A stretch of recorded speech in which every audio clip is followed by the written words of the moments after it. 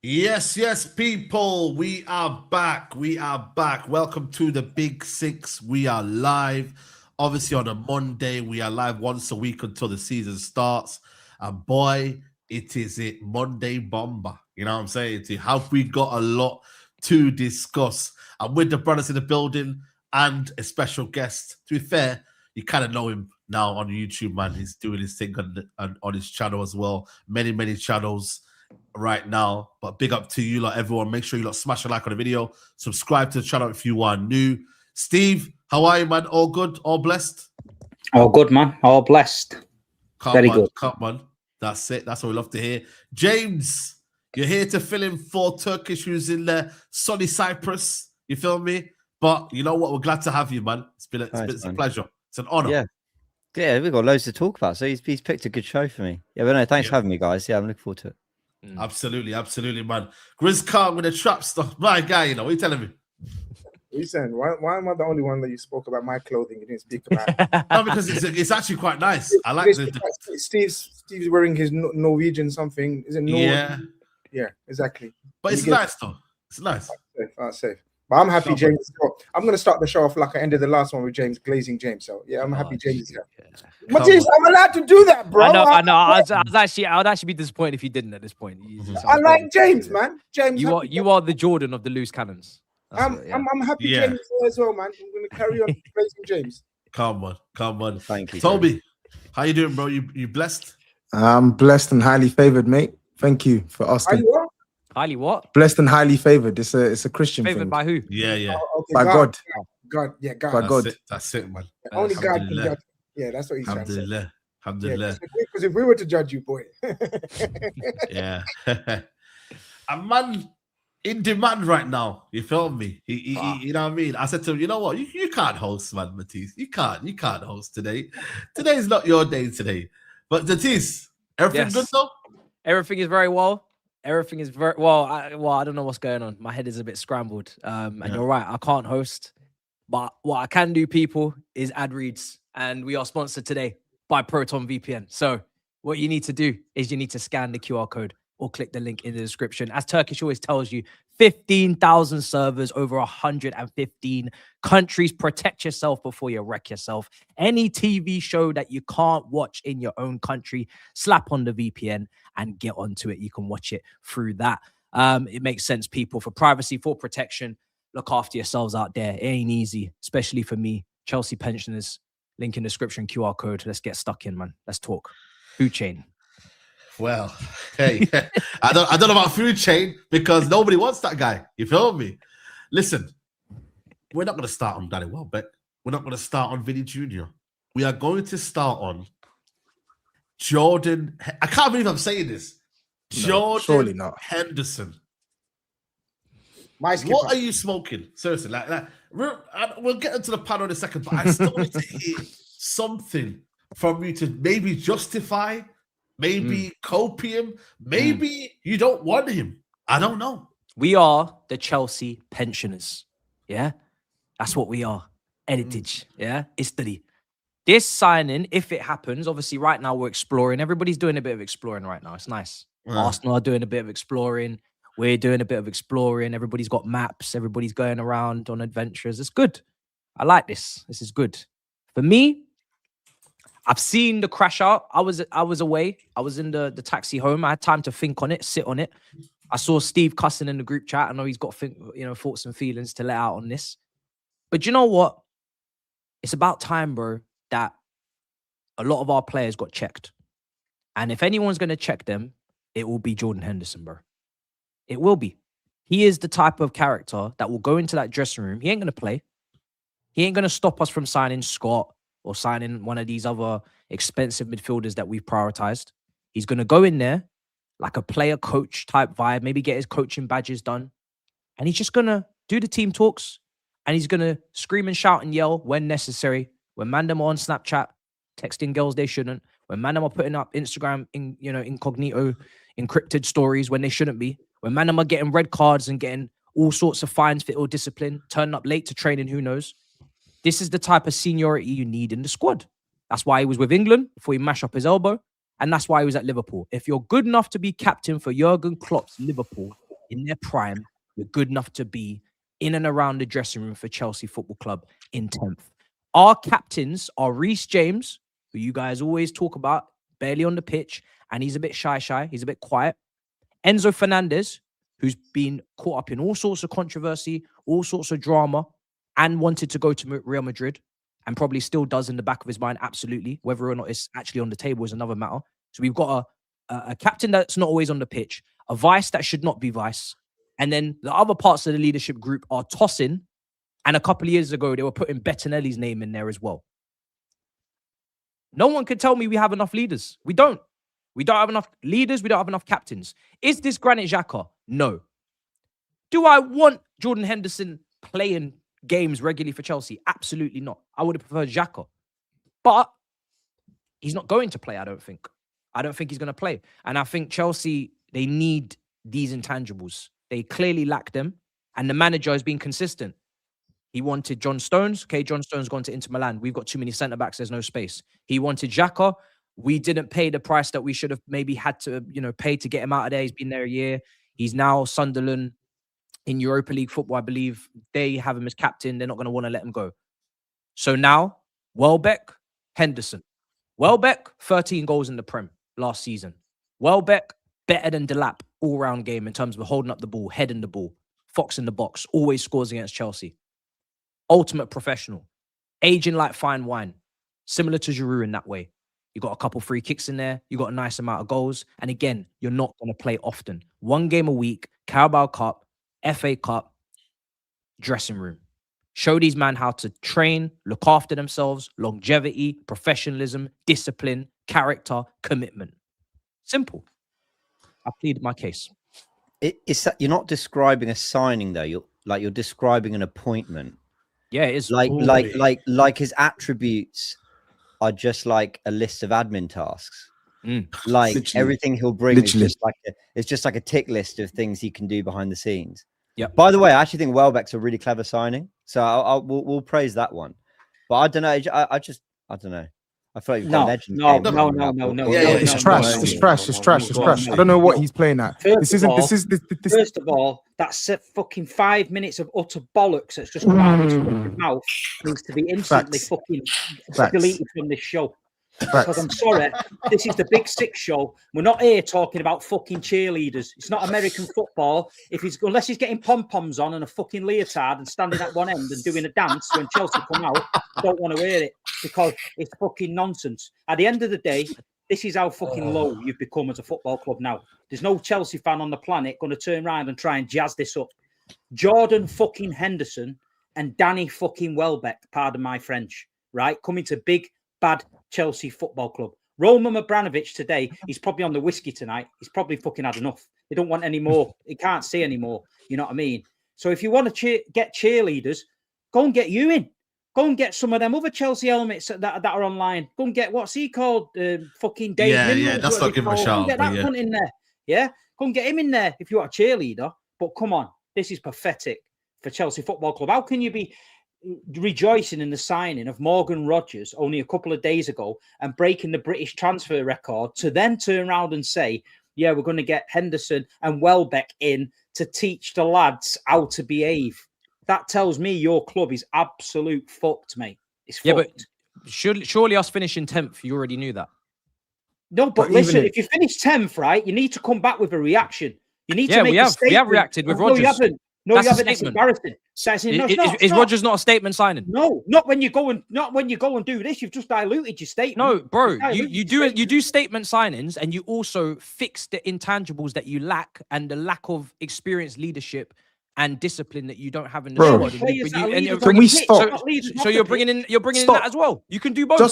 Just stop. Just sorry. Stop. Do you know what we're lacking more than I do? Sorry, go on. No. It's not about what you're lacking. Jordan Henderson and Danny Welbeck. I don't want Jordan Henderson. However, when you go for Xhaka, what other Premier League proven midfielder that has the list of intangibles that Xhaka was going to bring are you bringing? Again, I've just told you he's coming in on a free. Potentially, he's not going to play. Right? He's not going to play. So, do you want me to pull up? Do you want me to pull up trees because we're bringing in someone on 50k a week to not play? Are you forgetting the football here? You're a football team to win football matches. You don't bring in cheerleaders and fucking, Danny Welbeck because he's fitter than everybody else and he's going to teach them all how to live and drink Lucozade and eat Jaffa cakes and do all that shit. Is that what you're going to do? Is that what you're telling me now? Henderson went to the World Cup with England. There was a possibility. Over an advertising board and broke his arm. Hold on. There was a possibility he would have come on and contributed in some capacity before the injury, right? Wow. No, Welbeck was on the fringes of going to the England squad, right? A lot of people were talking about Welbeck. They weren't really talking about Tony because they don't watch Saudi League. And Watkins had a poor first half of the season. Then he fixed up after that, right? Again, we finished 10th. We are now trying to bring in people that can... You say, oh, we shouldn't have to teach. No shit, Sherlock, but we don't have any leaders. So what do you want us to do? We have to buy them. We have to bring them in.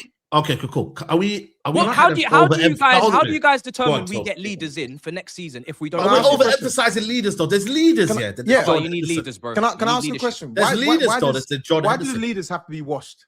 I've never understood this. Because the ones in their prime play for the top clubs and you can't get them in 10th. Then go pay the top money. You were willing to pay. Brother, we're not going to attract nobody with no Champions League football. Which leaders? Yes, that's where your money has to do the talking. What about Reece James? Money only.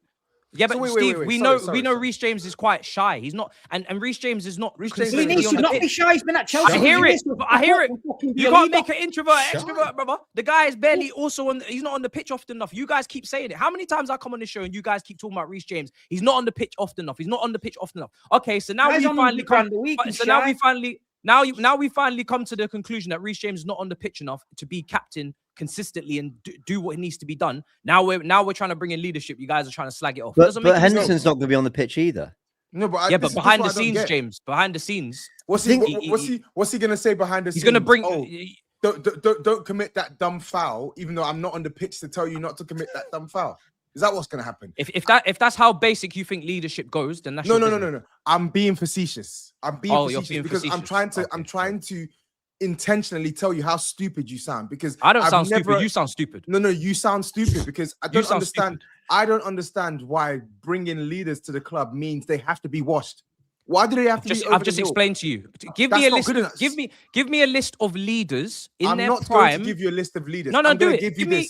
No. I didn't interrupt you when you did your 5-minute monologue of bullshit. Yeah, some of which was valid. What I'm saying to you is simple. So why does experience have to mean the player is washed? Why can't you sign an experienced player who's actually good, or better yet, even if they're not good? Why do they have to be washed? We just tried to get Why can't they just be average? They failed. Washed. They failed to get Xhaka. He's washed. And the thing is, you're saying, oh, who can we attract? Who can we attract with no Champions League? Hang on a second. This isn't Aston Villa we're talking about. This ain't Brentford we're talking about. But this is Chelsea Football Club. You're the one that was a couple months ago telling us you're the biggest club in London. You've won all these Champions Leagues, etc., etc. I understand the impact of finishing 10th, but you have money. You have London. You have trophies. You have one of the highly sought after managers in Alonso. If you were this Mickey Mouse club who couldn't do much without European football, how did you get Xabi Alonso in? How is Reece James signing a new deal? Because he was unattached. The fact of the matter is this: as much as I hate your club carries clout. Your name carries clout. You cannot sit here and tell me you can't get a player who's giving you experience and more quality than Jordan Henderson because you don't have Champions League football. I'm not gonna. What I'm trying to tell you is Chelsea are not going to pull captains out of top clubs in their prime on big wages because they're captain. They're not going to do that. And until you give me names, you're just waffling.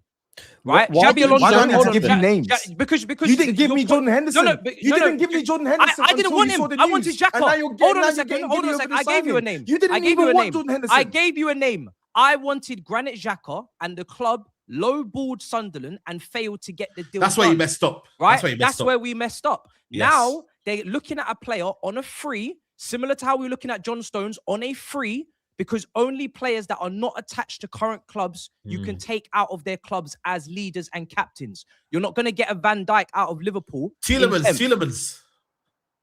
Are we trying to compare the leadership skills of Henderson and Tielemans right now? No, but Tielemans is the captain of Belgium, isn't he? And what have Belgium done? They made the World Cup semis. That's what they did. Yeah, that's what they did. They made the World Cup semis. So again, I'm for 3 years. Okay, so first of all, we don't need Tielemans because he's not going to start for us ahead of what we've already got, which is a £250 million midfield that we either need to sell or replace, right? So we're bringing in someone that is free, that is not going to play often to change the dynamics of the squad. That is what we're doing. Are you guys trying to sit up here and pretend you don't have players that you don't use that are there for intangible reasons? No, the thing is, I don't put Welbeck in this conversation. I think Welbeck was different. Welbeck was different. Yeah, I think Welbeck's a sensible signing because João Pedro is clearly starting. He just showed a good Premier League campaign. That's why if you'd signed John Stones, he just showed a good World Cup. We haven't seen Henderson at anything like the top level or near it for 4 years. Like, genuinely, has it been 4 or 5 years since we've seen like a decent Jordan Henderson? So I get the behind the scenes stuff, but on some level, he might have to play some football. And then, so say, okay, maybe Enzo Fernandez stays or he gets injured or whatever. He's got to play minutes in your midfield. Like, and if you are going to go 3-4-3, then he's one of a 2-man midfield, albeit he's got cover behind him. But I actually rate the Welbeck signing. The Henderson one, I don't get at all. I genuinely don't think he'll play, bro. They've said that they're gonna. It's similar to I was watching you guys earlier, right? Where Arsenal fans are panicking about the window. At the end of the window, if Chelsea don't bring in another midfielder, or I see the list of midfielders and it's light, and Henderson is like 3rd or 4th choice, when I think he'll be 5th. He'll be behind Enzo. He'll be behind Caicedo. He'll be behind Lavia.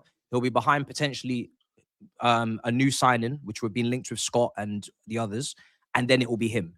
With one game a week, the 5th choice midfielder is not seeing a lick of football outside of Grimsby in the 2nd round of the Carabao Cup. He's not. You're playing 2-man midfield, right? You're playing 2-man midfield. I believe so. Yeah, I believe so. So you got how's he the 5th choice? And we've also got Barco, and we've also got Sigua as well. Whoa, come on, man. No. I didn't say that as in a big name. I said that in terms of pecking order. Okay.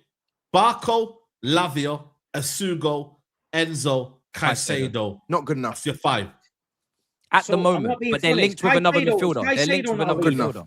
Is Caicedo not a leader? I think Caicedo is a leader, but you have different types of leaders, Steve. Steve, you have different types of leaders. Say again. You have different types of leaders, Steve. Come on.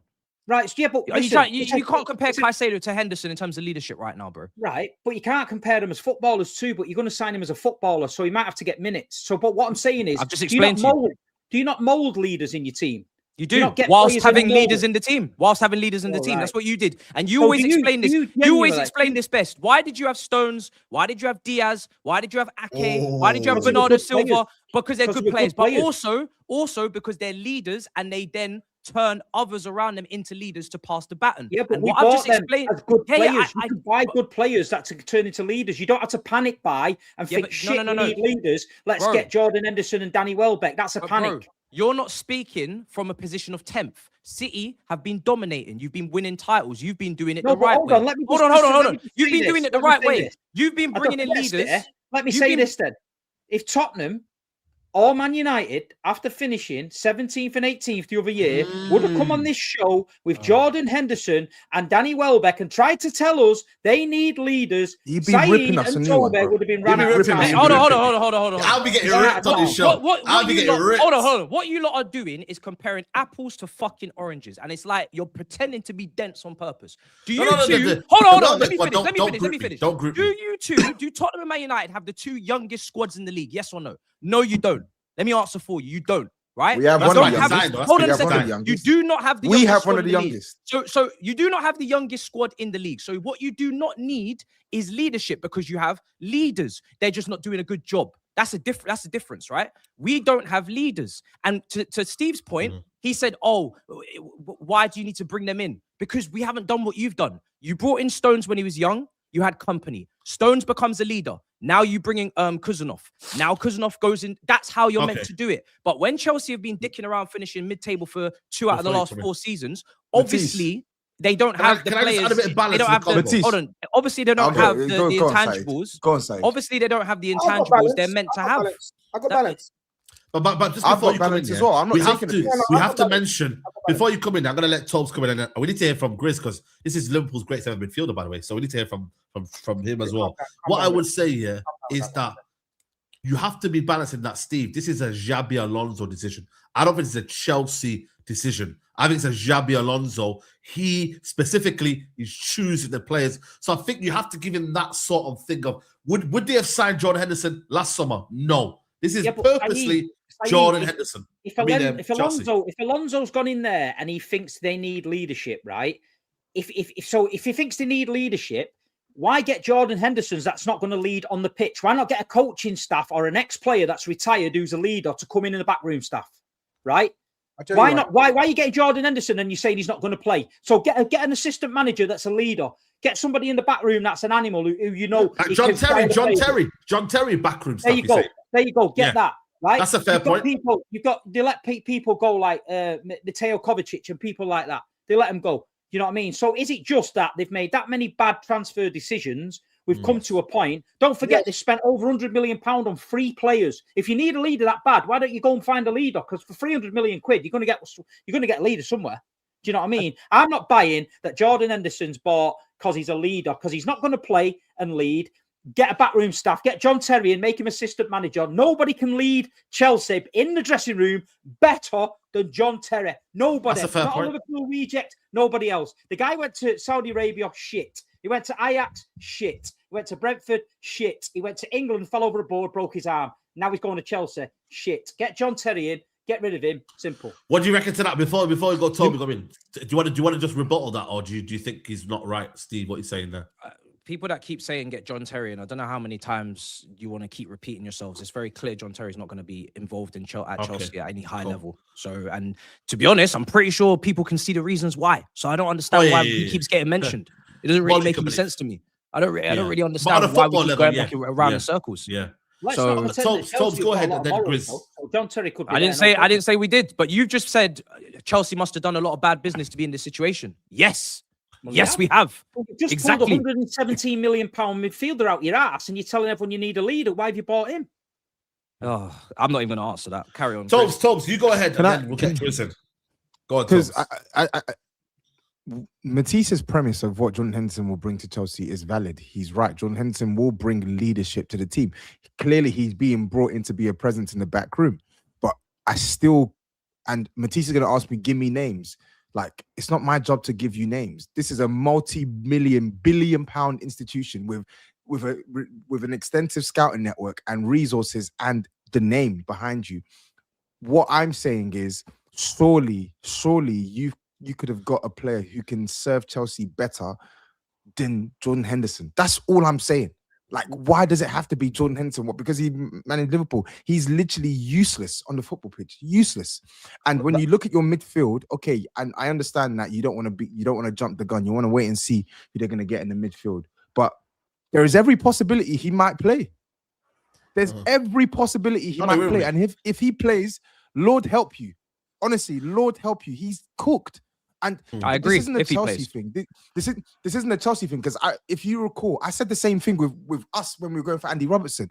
This is a pet peeve of mine in football. Why must experience mean you have to sign washed players? A player that you know is going to be so bad and so detrimental to your football team when they step on the pitch, but because they got leadership and because they can fire a rocket up Caicedo's backside if he gets a red card. Yeah, let's get him. No. No, but can I add to that? So I agree with TOBS. And I think Matisse, I actually also, I hear everything you're saying, but it's with the big if he's fifth in line and barely plays or doesn't really see the football pitch. Your target or similar target was Granit Xhaka. And we all thought not just that he was going to play a part, he's actually probably going to start games. So if your pivot plan is Henderson, you don't pivot to a player who was going to play quite a lot, knew the Alonso system, was going to bring some experience on the pitch, to suddenly, now this guy's fifth in line, not going to, basically what I'm trying to say, I think he's going to play more than you think. He's not going to be a starting player. I don't think he'll be in week in, week out. I think he's going to be on that pitch a little bit more than you think. Let me give a scenario, and then this is where I bring in GRIZZ here. Let me give you this scenario, GRIZZ. Chelsea are in games where they're 3-0 up. Carabao Cup, FA Cup, first round, second rounds. Do you not think there's a little bit of a purpose for John Henderson where you need to shore the game out just to calm it down a little bit? Because we've seen with Chelsea, that's where they get a bit panicky and start to lose games. Remember the games at Stamford Bridge? We're talking about how poor they were at not seeing a game out. Now, if you bring in a John Henderson just to shore a game out, is he not your sort of fit in that scenario? Look, it's a weird signing, right? Let's all be serious. And I think Matisse has made some good points. And obviously the rest of you guys have weighed in as well with your analysis. Basically, this is a massive indictment of the state of Chelsea Football Club in terms of the leadership, what Matisse is saying, the people, the kids, the signings, the structure. There is no leadership. We've spoken about it for the last, how long? How many? 6-8 months we've spoken about Chelsea's lack of leaders and experienced players and everything else. We get that. Jordan Henderson, we didn't expect though, right? We expected Xhaka made sense. Yeah, we're talking about that ilk, someone who can bring stuff on the pitch, off the pitch.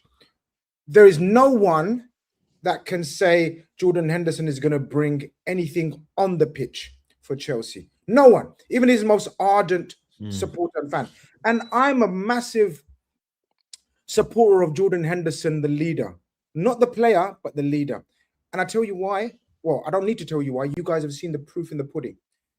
In our most recent successful era, which included league titles, Champions Leagues, Europa Cup, World Club Cup, whatever, blah, blah, blah. This guy was the one that was chosen to oversee the stars of the team, the big boys of the team. The Virgil van Dijks were in the same team, Robertson's, Mohamed Salah, Mane, but this guy was the captain. What Jordan Henderson will bring to Chelsea, we can't quantify. None of us can. But Alonso can. Alonso recognizes very quickly, and again, this is an indictment of the current squad, and Matisse will agree, this is a massive indictment on the current set of players and squad. Alonso's been there a minute and realized, fuck this, man. I need someone who's done it at the highest level, knows how to handle pressure, and will set the right example on and off the pitch. Maybe not on the pitch, because like we said, he won't play many minutes. If he does, then none of our arguments are valid. We agree. But what he brings off the pitch and the training ground, in the changing room, and be Alonso's, what's the word, guys, I'm looking for? Alonso's... Eyes and ears. Eyes and ears. The connect. Yeah, there's obviously not a connect at the moment with Alonso and the players. He needs someone who knows, he trusts, and has got huge experience. I'm going to speak from a Jordan Henderson point of view. I'll let Matisse and all you lot cover the Chelsea one. From Jordan Henderson's point of view, he's left Liverpool. Man's gone to Al Attifaq in Saudi Arabia, Ajax, Brentford, and Chelsea. My brother is eating nice. That's all I'm saying, man. And fair play to him. Listen, when he came to Liverpool, great prospect, winger, you know, crosses like Beckham, and then suddenly molded himself into a midfielder, a competent midfielder, not a great midfielder, a competent midfielder, and was part of a framework that enabled Liverpool to become bad boys of the Premier League, proper bad boys. So I got a lot of time for Jordan Henderson, and Jurgen Klopp saw bits in him, Thomas Tuchel seen bits in him, and now Thomas Frank saw bits in him, and now Xabi Alonso has realized, I need someone like him around the club, around the team. If he plays a lot of minutes, then that's another fuck up from Chelsea. But I genuinely think he's been brought off by the things that we can't quantify, and that is outside of the pitch.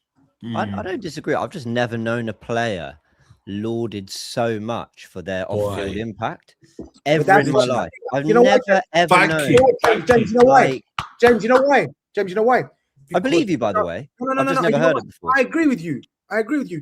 Liverpool fans said the same thing. What the fuck is a Jordan Henderson?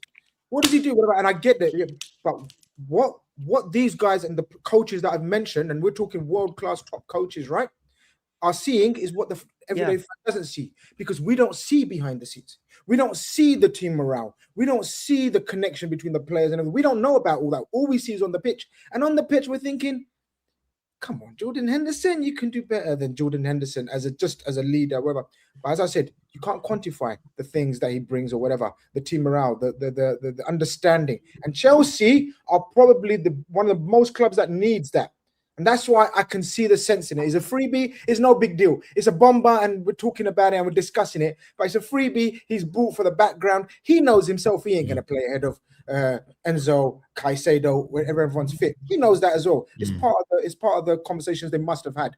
But as I said, I only caveat that with if he's the only midfield signing of the summer and Enzo goes and this is they have to get one more signing midfielder. Then it's mad. But right now, with the Welbeck one, of course, I see it as well, and we're going to discuss that. But with the Alonso one, I see it as well. You know, I like him. I like him. The Welbeck one. Who don't you like? Yeah. Sorry. You. I said, who doesn't he like? I like him. I like him. I like him. I like him. I like him. I like him. Well, we'll find out about certain player that, you know what I mean? We'll I said the same thing about Robertson and you, my brother, as well. So I'm very consistent. Yeah, so you know my stance is the same. You know my stance is the same. My theory. Yeah, I kept the same energy, and I made sense then, and I'm making sense now. But it's up to you. Like I'm not saying you're not making sense. Like I never said you're not making sense. You are. You basically you've implied that by saying I like him. I'm not. I completely. No. I've never said. My captain. Yeah, listen. I can't argue. Okay, I know you like him. I'm saying I can't argue against your logic. I'm just saying, why do these leaders have to be washed for these clubs to sign them? That's my only thing. That's a valid concern. That's my only thing. Why do they have to be washed? Do you know what, Toby? But they are off the pitch. They are a washed club. Behind the scenes, they are a washed club. That's why he needs to bring in people like that. Yeah, he is. It's true though. He's not being brought for the pitch, guys. He's not being brought full stop. It's free. He's literally being drafted in, like James said. It's what did you say, James? It's an appointment. It's an appointment, and we have to accept. Well, we don't have to accept shit. We don't give a shit about Chelsea, but Chelsea fans have to accept it's an appointment. It's not a player transfer. Okay. As mad as that sounds. We need to definitely have a bit of balance on the Welbeck one, because I get it, Steve. You might think, who the hell's Welbeck? But I do believe he has a use, definitely more use than Jordan Henderson. You've seen in the league, he scored goals. I don't experience. Give a fuck what Chelsea sign. I'm just giving my 2 No. I know. I agree. I think it's embarrassing. The pair of them are embarrassing. If he wants to jazz it up and make it sound like they're fucking signing some great player, let him do that. But at the end of the day, don't be crying on here. Classic case of Steve not listening to what's actually being said and just saying something. You've just tried to. I didn't jazz it up as a great player. I said he's not going to play. You tried to make a case for 2 players signing. You said he's good at nutrition. They're going to stop people on the phones. They're going to do this. It's the biggest load of waz I've ever fucking heard on this show. So when you finish 10th next year or 9th, don't come back on here, because I'll remind you that Danny Welbeck was supposed to be getting them off the phones and getting them in bed early, and the cheerleader was supposed to get you off the table. That's all I'm saying. So if that's your standards of your club now, where you are, Steve, then that's fucking great. Balance. That's great. Because it's funny, because you as a City fan have seen you've won it all, and you know exactly what intangibles are needed in a dressing room. Have gone well high now. Steve, but we're not all winning the league every season. So I don't know why you're always comparing your standards to everybody else's standards. We're not top of the league. We're not top of the league, Steve, are we? No. That's what we're trying to get to. You won't be either with them two.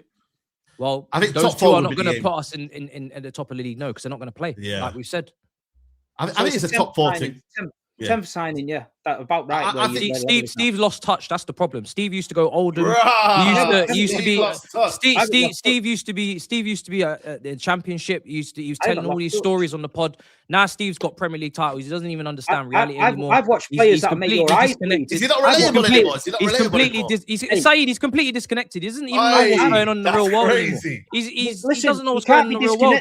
You can't be disconnected when you've lived it. You don't know how we live, Steve. You can't be disconnected when you've lived it. You've never lived it. You're like a spoiled baby. You've been in a nice pampered room all your life. And now you're seeing the bad side of it. Now you're 10th. You're signing Danny Welbeck and Henderson. So take your medicine. I'm not angry about it, Steve, am I? I'm not throwing my toys out the pram. I've watched players that make your eyes bleed. Let me tell you that. Well then. You get where I'm coming from. And I tell you something, man said to make your eyes bleed. Yeah, we'll have to wait. We'll have to wait and see what Chelsea do next. Obviously, if they'd have signed Welbeck and that was it, it'd be a different conversation. But the Henderson one has definitely taken out any sort of any copium you would have with Welbeck. John Henderson takes out the window. So let's see what they do, man. They definitely need a midfielder. Definitely maybe one of those. What does that mean now for Asuga? Is it Asuga and them, man? Sorry, not Asuga. Omega, is it? Are they going to be sold? Delap and all these. Yeah, I mean, Yeah, Delap and them, man. Again, this is just a damning indictment of the recruitment, because again, last summer you sign Delap, you sign Garnacho, you sign Omega from Strasbourg before you even know who the manager's going to be, because you're fluctuating between different managers, and now a year later they're up for sale or they're up for loan. So that's why I've been cussing the recruitment. And can I ask a question? Who the fuck is Omega? But thank you. You don't know him? No. So I don't know if I pronounced it right. I don't know. Omega. Who the hell is Omega? Is it Omega? I know is Omega. You don't need to know who he is. I'll be honest. No. Yeah, same. Omega free. I think that you get your butter. Is that what you get your butter? Your butter, Omega free butter. Is that what you're saying? Who? No, genuinely. No, I know. I know of that Isugo or whatever his name is. Who the fuck is Omega? Yeah. You don't, brother. You don't need to know who he is. You don't need to know who he is, because he's going out on loan, and that's the end of it, right? Danny Welbeck is of more use to Chelsea Football Club than Liam Delap is right now, and that's just the facts of the matter. No one's the Welbeck better hold up play, better hold up play, better in the air, better fox in the box, and also again just better for the dressing room. He's not going to be elbowing Spence in the face and all this bollocks, getting red cards. So simple. I did have quite a similar thought. I was watching your match reaction. I was like, who is this guy? Like, I've heard of it. Heard of Isugo? I don't. And it reminds me of that Rory Jennings tweet a week ago, and he didn't know that Barco played. Like, there is something about your football club. You kept going on about, oh, we brought this guy back, and now he's going to go. And I consider myself to know quite a few players. I scroll through the Football Manager shortlist, like whatever. Who is this guy? Correct me if I'm wrong, though. They bought him 2 years ago, I think. No, we bought him last season. But the thing is, you will never know everyone that we have at our club. It's impossible. Unless you support Chelsea, and even some supporters of Chelsea don't know, right? You will never know. You don't even know that Datra Fofana's still here. Bro, that's a big one. Yeah. That's crazy. You don't even know that Washington's still here. Washington's still here. Crazy. Washington. I have 10 strikers, James. Or 12. Well, good. I have like 12 centre-backs. I have Gu, I have Delap, I have Jackson, I have Pedro, I have Kazakhstan kid, right? Yeah. Are you buying another one? Karim Abarachevich. Brother, I don't even know who that is. Didn't you send Gu on loan and then recall him 3 weeks later? Yes. Yeah. So when we say that this club has been run like absolute shit, and I'm not going to turn down anybody who's been in and around successful football clubs that have won things and know how things should operate on and off the pitch, even if they're not going to play significant minutes. I'm going to tell you, I'm taking as many of those people as I can get. I don't care if they're backroom staff. I don't care if they're player coaches. I don't care if they're doing their badges. I don't care. The more intelligence or experience in the building, the better. If you was in my position, you would understand people. It is peak. It is peak.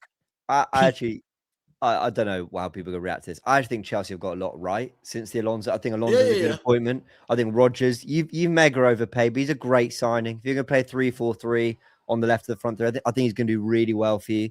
I think Lacroix's a really good signing. Yeah. It's just that Henderson one. And cool, maybe it won't matter. Maybe we won't even talk about him next season. I just think Stones, Xhaka, you could have paid that bit more for. Welbeck's a good sign. You could have got experience in a different way, but yeah. Anyway, I actually think Chelsea will have a good season. I wanted Stones, but I think Stones is he's going to Inter, but Chelsea have got like 12 centre backs, so they actually have no room anyway to bring in Stones. He's better than most of them. He is, but we have to. The thing is, we have to sell those guys. We do need to get rid of them because we only got one game a week. So, Achimpong available, maybe. Is that what you're saying? No. Disasi, Badiashile, Tosin, Insamino, Sa. Those are your five, and Chalobah as well. Chalobah as well. That's the leader as well, guys. Lacroix, so that's a very astute signing as well. James is about to say who again? I've just named you 6 centre backs that are available. 6 on top of the 4 after them that are actually staying. Yeah, do you want Norgard? People in the comments, do you want Norgard? Nah. He was good for us last season. He played 53 minutes. That would have made more sense than Henderson. But, yeah. No, it wouldn't. He hasn't won the Premier Champs. He can stay at Arsenal. Apparently, Stones didn't want to go to Chelsea because Henderson told him he had to be in bed for 9. So he's gone to Winter where he has to be in bed for 11. Steve, I've told you this before. I can't beef you, bro.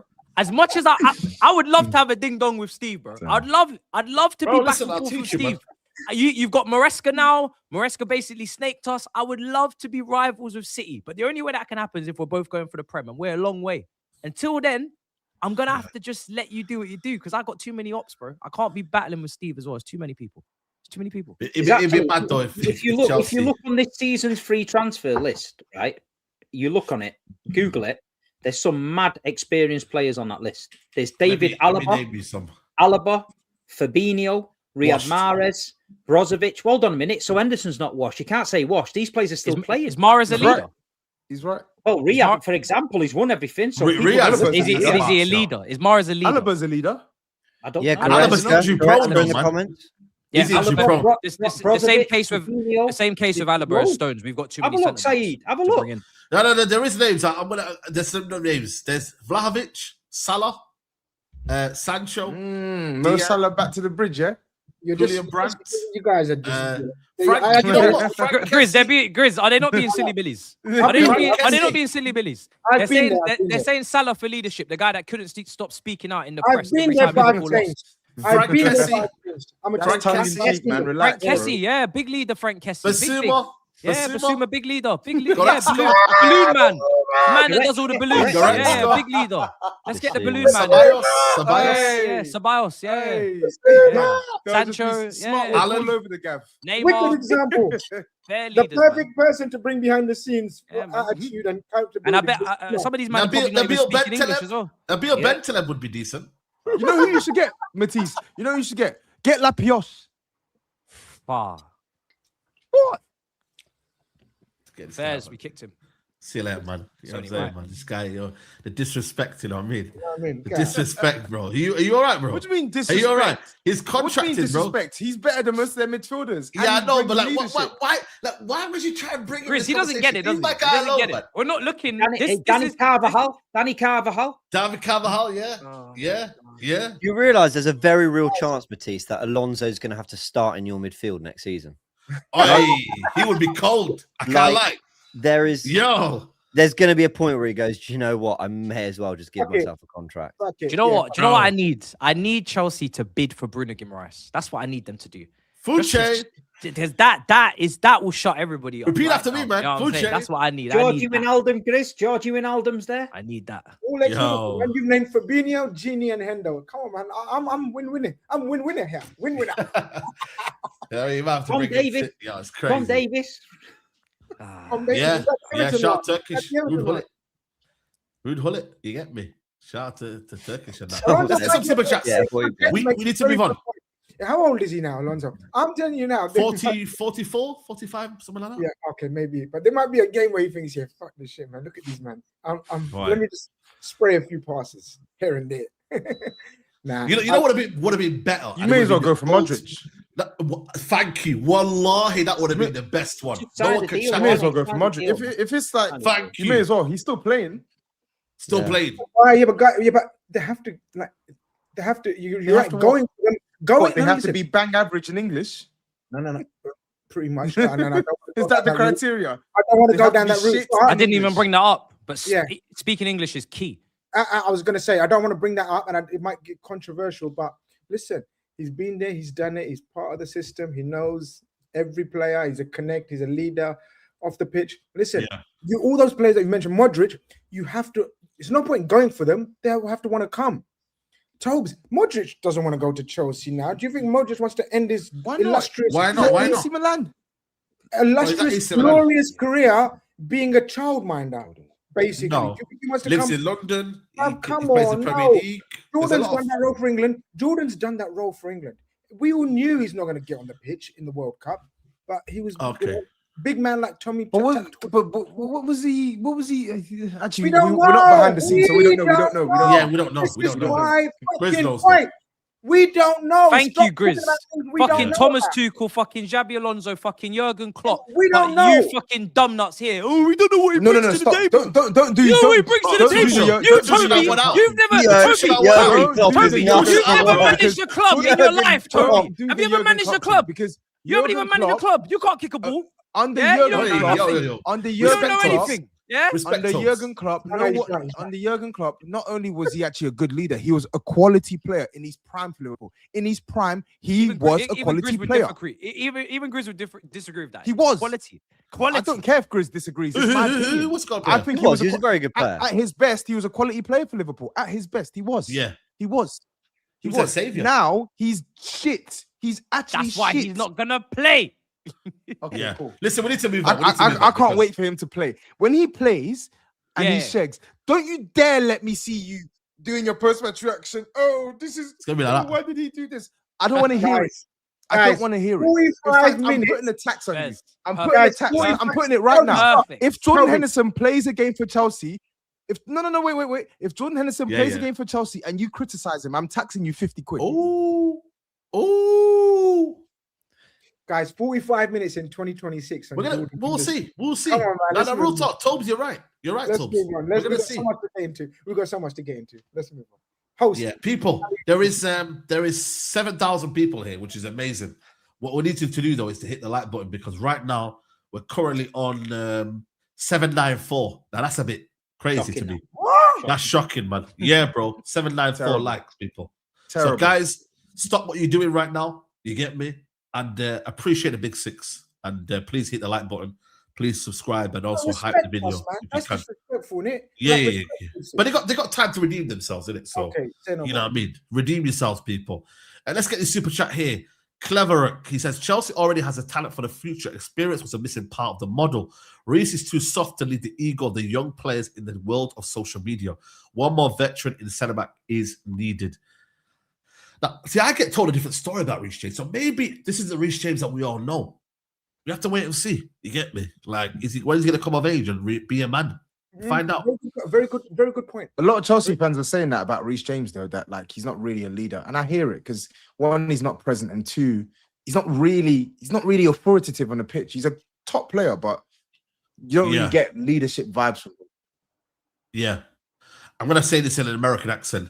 Man, shut your ass up, Matisse. What a lot of waffle. Brilliantly done. Yeah, man, I have to because bro, it's American game. You know what I'm saying? So I thought, why not, man? Irish man Dan says Jordan Henderson and Danny Welbeck to Chelsea with Arsenal chasing Vini. Don't ever chat about food chains again.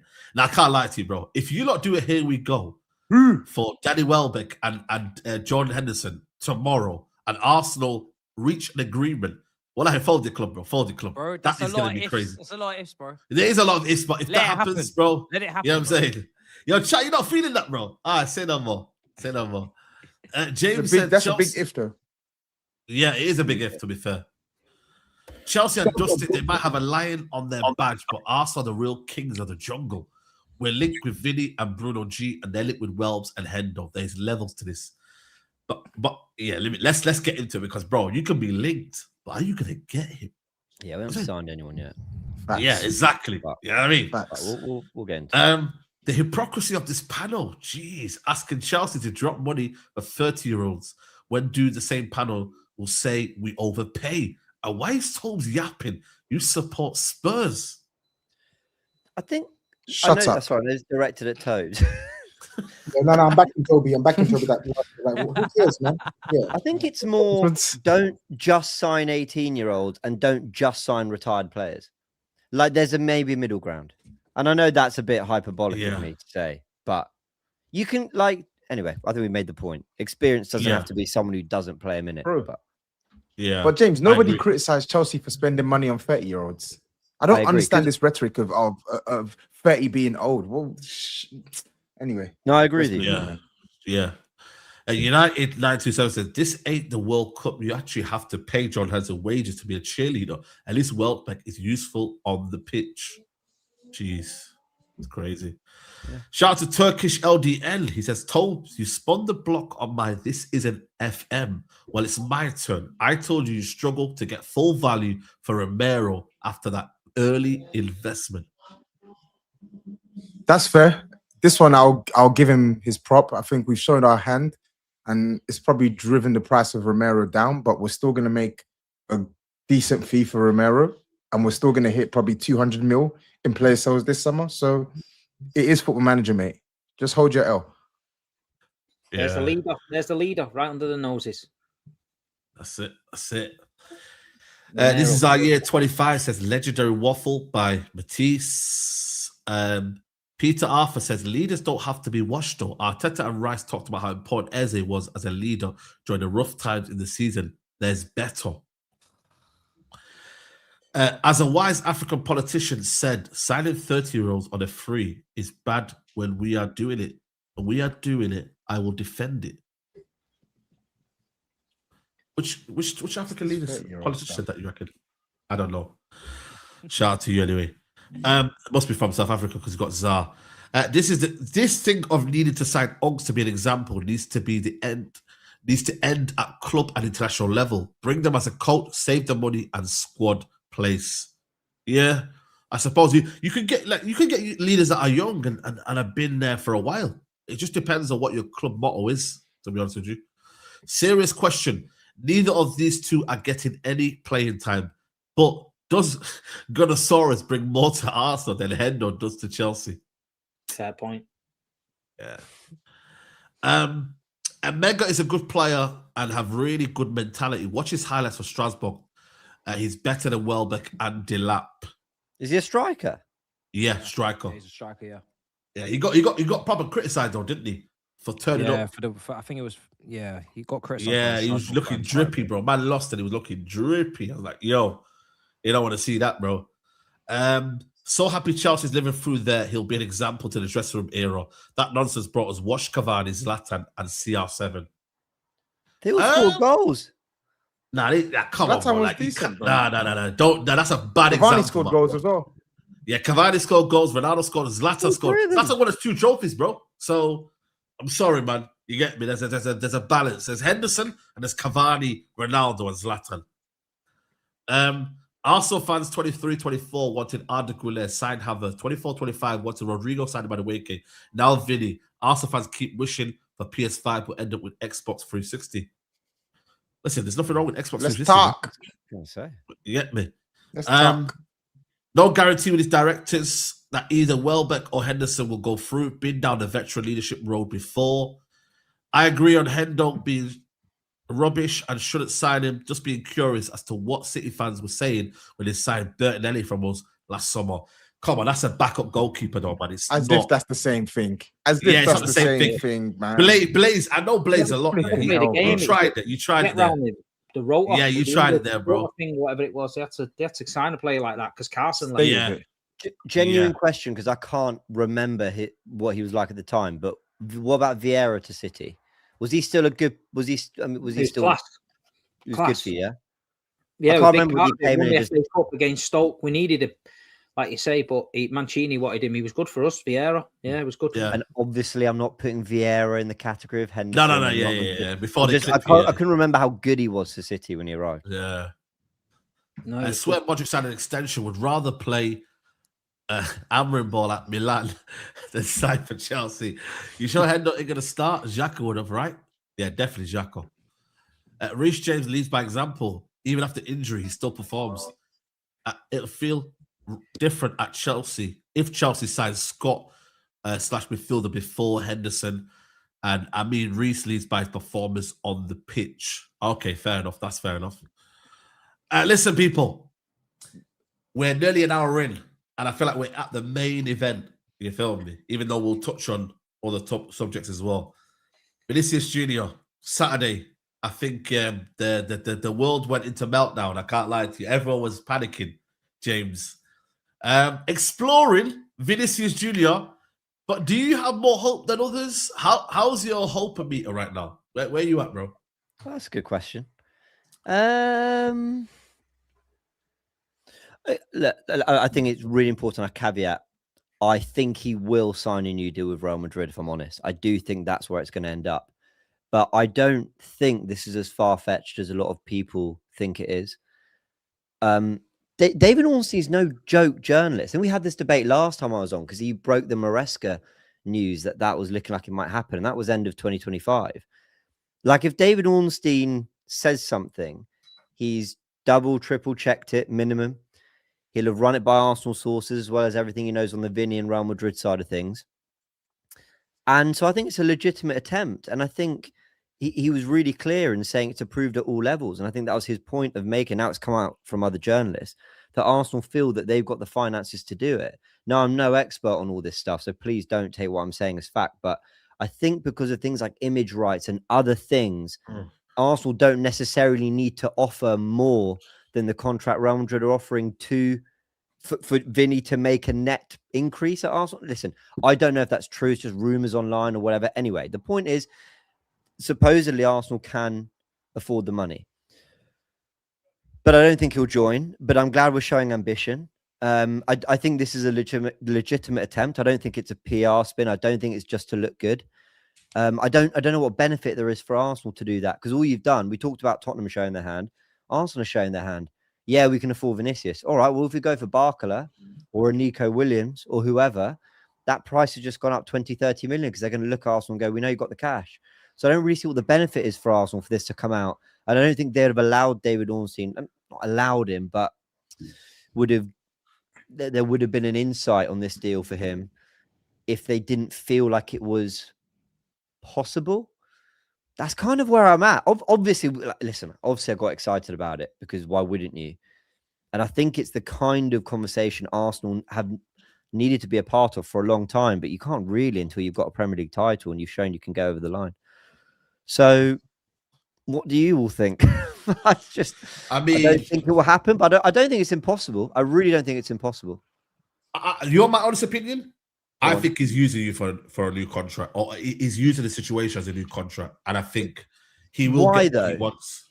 I hear it, but I don't think he. What's the log? Why would he do that? No, I'm saying I don't think he is.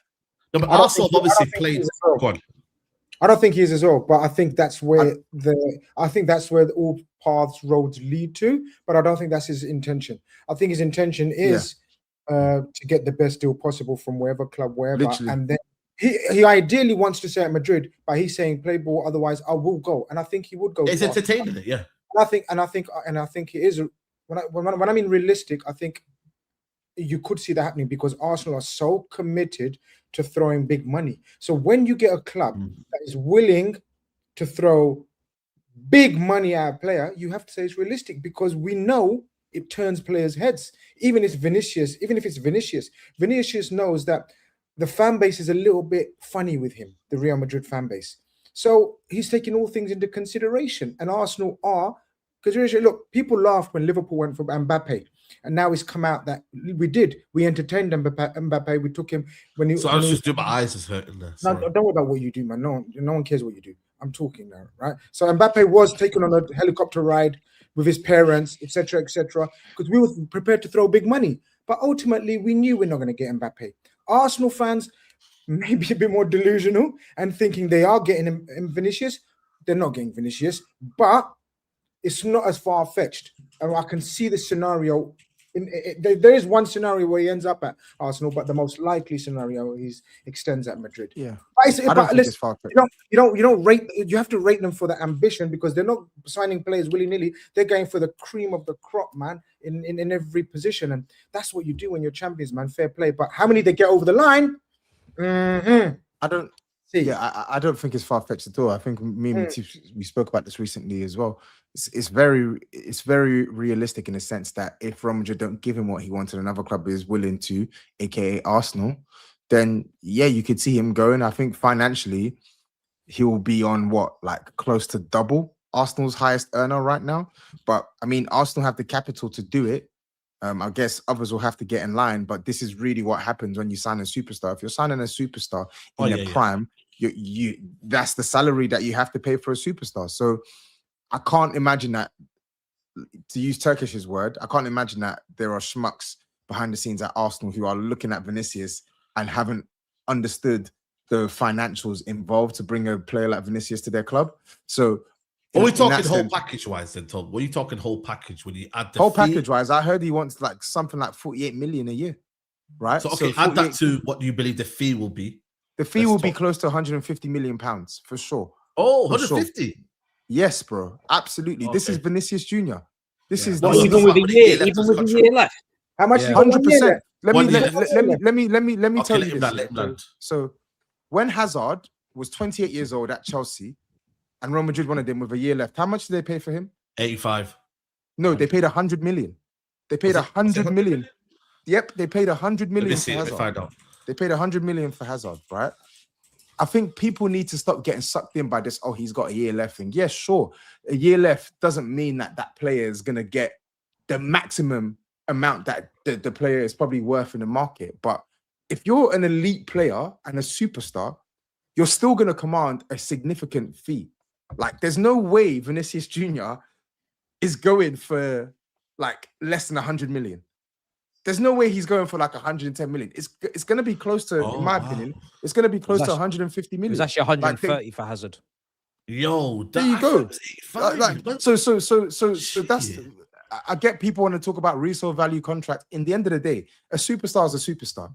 If Mbappe had a year left on his deal, you're not telling me, oh, we can get him for 90 million. No, you're going to be paying double that, bro. You're going to pay double that. Your amount. If he had a year left on his deal, what, 90 million? No. I think a year left doesn't mean anything now, you know. You're right. You're right, TOBS. A year left doesn't mean anything. Left means something, but for specific players, I don't think it's as impactful. It's not. For Vinicius, it's not as impactful. Unless they've got a lower level, then. Still you paid how much for Van Heck with 1 year left? On a lower level. Yeah, 52 million. Exactly. 52 million. And he's not worth that. He's not worth that with a year left. But we paid that because we didn't want to deal with the hoo-ha, right? And you're right. I think there is a general point again. If the player is good enough, if the player is good enough or the club rates the player highly, the 1 year thing it's neither here or there, man. Honestly. The one thing though is Real Madrid. I don't know why they're quite reasonable sellers. I don't know what it is. Like, basically, we were talking about this on Loose Cannons. They don't really let a player go unless they are genuinely quite happy to do it. And I'm not saying they're going to be happy to let Vinicius go if they do, but like, they'll have internalized that they can move Mbappe to the left, they can get a strike, and they can do something. Like, they're never just happy to weaken their position. They'll find another way. And I think you've seen that when Ozil went to Arsenal. He was probably considered the best 10 in world football at the time, but that's not how Ancelotti was going to play or use him, whatever. They go on and win the Champions League without him. Di Maria leaves. We know he had an unbelievable career even after Real Madrid. So the thing about, Varane, Casemiro, I'm not saying Vini, like, obviously he's a lot younger than a lot of these players, or those latter two I said. But I think with Real Madrid, if they do come to the conclusion that there's no contract that's going to be agreed, they're the kind of club that just want to get it done and then just move on. I feel like they're not ones who are going to, I don't know, be impossible to negotiate with. They're not really like that as a selling club. But how do they give it an ultimatum, by the way? Yeah, does anyone see a Paris Saint-Germain coming in for him? Because they should do. Not to be fair, they got Kvaratskhelia. You want, don't you? No, but they've not signed the Abande. I don't see it at all, Toby. I don't see it at all, Steve. And if you spell Barcola, Luis Enrique will not bring him Vini. Luis Enrique will not go for Vinicius. Here's another one then. Why? Does anyone see him being offered to City in some sort of deal with Rodri? Yes. Yes, that's a possibility. That's a good shout. Yes, 100%. 100%. According to GRIZZ sources, he's been 100% offered to Chelsea, Arsenal, Liverpool, and City. He's been offered. Vinny's been offered. Yeah, GRIZZ sources, 2026. It's probably player side, not the club side. Right? Let him land. He's been offered to Liverpool, Man City, and Arsenal, and only Arsenal, went further. And Man City and Liverpool said thanks, but no thanks. Okay. Bomba. First. How long are you going to leave him up here for? Yeah, can you get him off? I don't know how to get him off. I'm calm. Yeah, there you go. It's blocked by the thing, isn't it? It's the time. But listen, I still think and people can say it's coping all you want, but listen, that's all we got right now, guys. This is incredible situation. But what I will say though, I'm with you, broski. Come on, calm down, relax.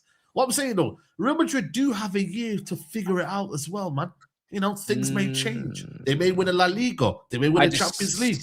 I disagree. I mean, look. Do you get what I'm trying to say though? Like they have a year to figure it out. I'd rather have a year to figure it out here than be like, yo, let's sell him now. When Barcelona have won back-to-back La Ligas, I'm telling you right now, ain't no Mbappe taking Real Madrid directly on his own to the La Liga. You need Vini, bro. You need everyone. You need help. You need help, bro. I think Mbappe actually could end up doing better because Vini's not there in terms of you've already got Bellingham who likes to move into space and crash box. You like Vini who likes to move into space, and Mbappe likes to move into space. That's why they wanted Elise, because they want someone more playmakery, more chance creation, more selfless in terms of trying to provide and put things on a plate for others. But I don't think going into the last year is a good idea from Real Madrid's standpoint, because if they think Vini's asking for a lot of money now, wait until he's in January and he's able to talk to clubs and he's only got 6 months left. He's going to be able to ask for whatever he wants. And they're going to be forced to either pay it or lose him on a free. And losing a player of that quality who's worth a minimum 150 million, even with a year left, for free, boy, that's bad business, man. That's very bad. But at the same time, they've literally said, haven't they given an ultimatum though to decide by the end of the summer? Like, as they should. As you know what I'm saying? That's what I'm saying to you. Like, so I don't know whether the conversation is a soft. I think he's got every right, by the way, to be asking that sort of money. He literally guided Real Madrid to the Champions League on his own. He's the last player to win the La Liga with. Like, wasn't on his own. Wasn't on his own. No, but we'll talk about who's the leading MVP of that team, bro. And for me, it's Vinicius Junior. Like, when you look at Champions League group knockout stages, who was there? Vinicius Junior. I look at a player when it was all going rosy and they had balance. It was Vinicius Junior, Bellingham and whatnot. When Mbappe came in, the facts are the facts. They've not won any trophy. He's looking at it thinking, hold on a minute. I can get Mbappe as a poster boy, but I was the guy that was single-handedly sometimes carrying Real Madrid. I should demand more. I deserve more. And I think that's where he's looking at it from that standpoint of view. You know? But then my thing is, you're at Real Madrid. You're not at mid-table club. You're at Real Madrid. So at any given moment, what I mean is, at any given moment, they can go out and they can sign a player better than you. Is the point? You have to prove that in the context of now, in the context of the world we're in right now, and the talent level, you tell me who's better than Vini. Kvaratskhelia, right Mbappe. No, I'm talking about in his position. Kvara. No. I'm not. Kvara's not better than Vinicius. Kvara's 2. No, I think it's 1 and 2. I like Kvara more than Vini. For me, there's no way. There's no way. There is a conversation. Give me your basis for Kvara being better than Vini. But there's nobody. There's nobody. That's bad for everything that Vini has. Everything. But besides the point, though, TOBS, you just said the celebrations and the hype. Anyway, he doesn't score as many goals. He doesn't create as many goals. That's not the argument right now. Let's move on. Yeah. So confused. I get what you're trying to say, TOBS. Yeah, Mbappe is better, but I'm talking about like there's no. You're saying that they can go and get someone better. Who's out there? No, I'm not saying they can go and get. So I'm saying that it's Real Madrid. They have the capacity to go and get better players than you, even when you think you're number one. And that's what I'm saying. So that's what they did with Mbappe, right? They wanted the best player. They wanted like top 2, top 3 best players in the world at that point in time. They went out and got Mbappe. Just the same way they're trying to go for Elise now. It's Real Madrid, right? So what I'm saying is that mindset of, oh, I did this last season, therefore I want to be top dog. I'm like, I hear it, but the club you're at, the nature of how they do business, you're not always going to be like, you may not be afforded that luxury because their thing is signing the best players, Galacticos, etc., etc. That's all I'm saying. I do wonder if there's other things at play, like, you know, when we talk about Real Madrid, they don't mess around financially. I know they spend big money and whatnot, and maybe they get signings wrong every now and again, but like, they will wait and pay for Trent Alexander-Arnold's Duolingo account and get him on a free rather than just pay the money to get him earlier. Like, they will just wait because that makes more sense to them. They did the same with Konate. They've done that with quite a few players. Which is why the Rodri one surprises me, that they're going so aggressively this summer. But then if you fund a Rodri and you fund a Diamande, who also has said in interviews he prefers to play on the left despite playing most of his football on the right, you then start to clog up a position. Mbappe, many agree, is best on the left. Rodrigo's just back from injury. And, you know, I imagine they're going to use him in some way, although he's played off the right for Madrid. And then you've got Diamande too. So I think the deal, as in him leaving Real Madrid, is much more possible than some are giving it credit for. I think we can rule out that he goes into next season or he goes past the transfer window without this contract situation being sorted. I just don't think Real Madrid will allow that. Are you signing or not? And I think they'll want to recuperate every Is that the word? Anyway, every penny they can. If he's not signing, I don't think they'll just leave it to chance. I think he's a perfect signing for Arsenal. Like, Oh, you spoke on the Big Six about easy, maybe going to the next level, maybe going and get that big signing, you know what I mean, to take him to the next level. Vinny might fancy being number one at Arsenal, like the superstar, not sharing it with Mbappe, not sharing it with Bellingham, the number one. You know, the image rights deals he could maybe offer him, because the Arsenal fans are going to lap it up. The shirts will be one of the best sellers in the world. They'll be able to, they'll be able to do things with him off the field, which a lot of people do. You know, City do it with Haaland, soccer schools and all that. He's getting percentages of it, things like that, and just make him their global superstar. And if they want him, that might appeal to him, because he's been there. And, even with a Rodri Ballon d'Or thing, he thought it was his time. He's seen his ass. He disappeared. He didn't stay for the party and all that. So he's had his nose pushed out a joint at Madrid. So maybe he needs a fresh start, Premier League, the so-called best in the world, signs for the champions, main man. So I can see it. I think it's how Arsenal sell it to him. I think they've got to get a delegation out there and sell it to him, but I can see it. I can see it. But they also can't get caught in this situation of like dreaming, and then later on be in a situation where they're like, okay, cool. If they wanted to get another player, BARCOLA's gone, that player's gone. We're now scrambling around. Is that the fear as well, though, James? Like, if you do persist with that situation and then boom, you don't get him, where do you go next? Have you got a backup option? You know what I mean? Yeah. This is so difficult because I want to just remain positive about it. Why shouldn't I be? We've just won the Premier League. Of course. We've got to the Champions League final. We're linked to Vinicius. Like, what more could I really want my club to have done for the next step in their development? But you're so right. You're at risk. With Bruno Guimaraes, we're going back and forth at the moment. We just won't quite get to the number that Newcastle want if you believe all these intermediary reports and everything. You've then got this Vinicius pursuit, which sounds very noble and glorious, and wouldn't that be amazing? But if you come out with Zolis as your only forward signing, and by the way, he actually looks all right, but Zolis is your only forward signing, and you've settled for, I don't know, not Jordan Henderson, but a sort of a backup central midfielder instead of, you set that target, and then you miss out on BARCOLA, who goes to Liverpool, and you miss out on Tonali, who's already gone for Tottenham, and reportedly he was a top target of ours. It's one of those, just like, I appreciate the effort, but actually you've got nowhere. So it's a really difficult balancing act for Arsenal. And to be honest, I've never bought and sold players. What do I know about how they should do it? Because I do feel like Vinny's one, you should leave all the way to the end of the window just in case there's a chance. Oh yeah. But you can't miss out. Do you try and move ahead with Julian Alvarez? Because a lot of reports that Barca have just accepted defeat on that. Now they want Krupi.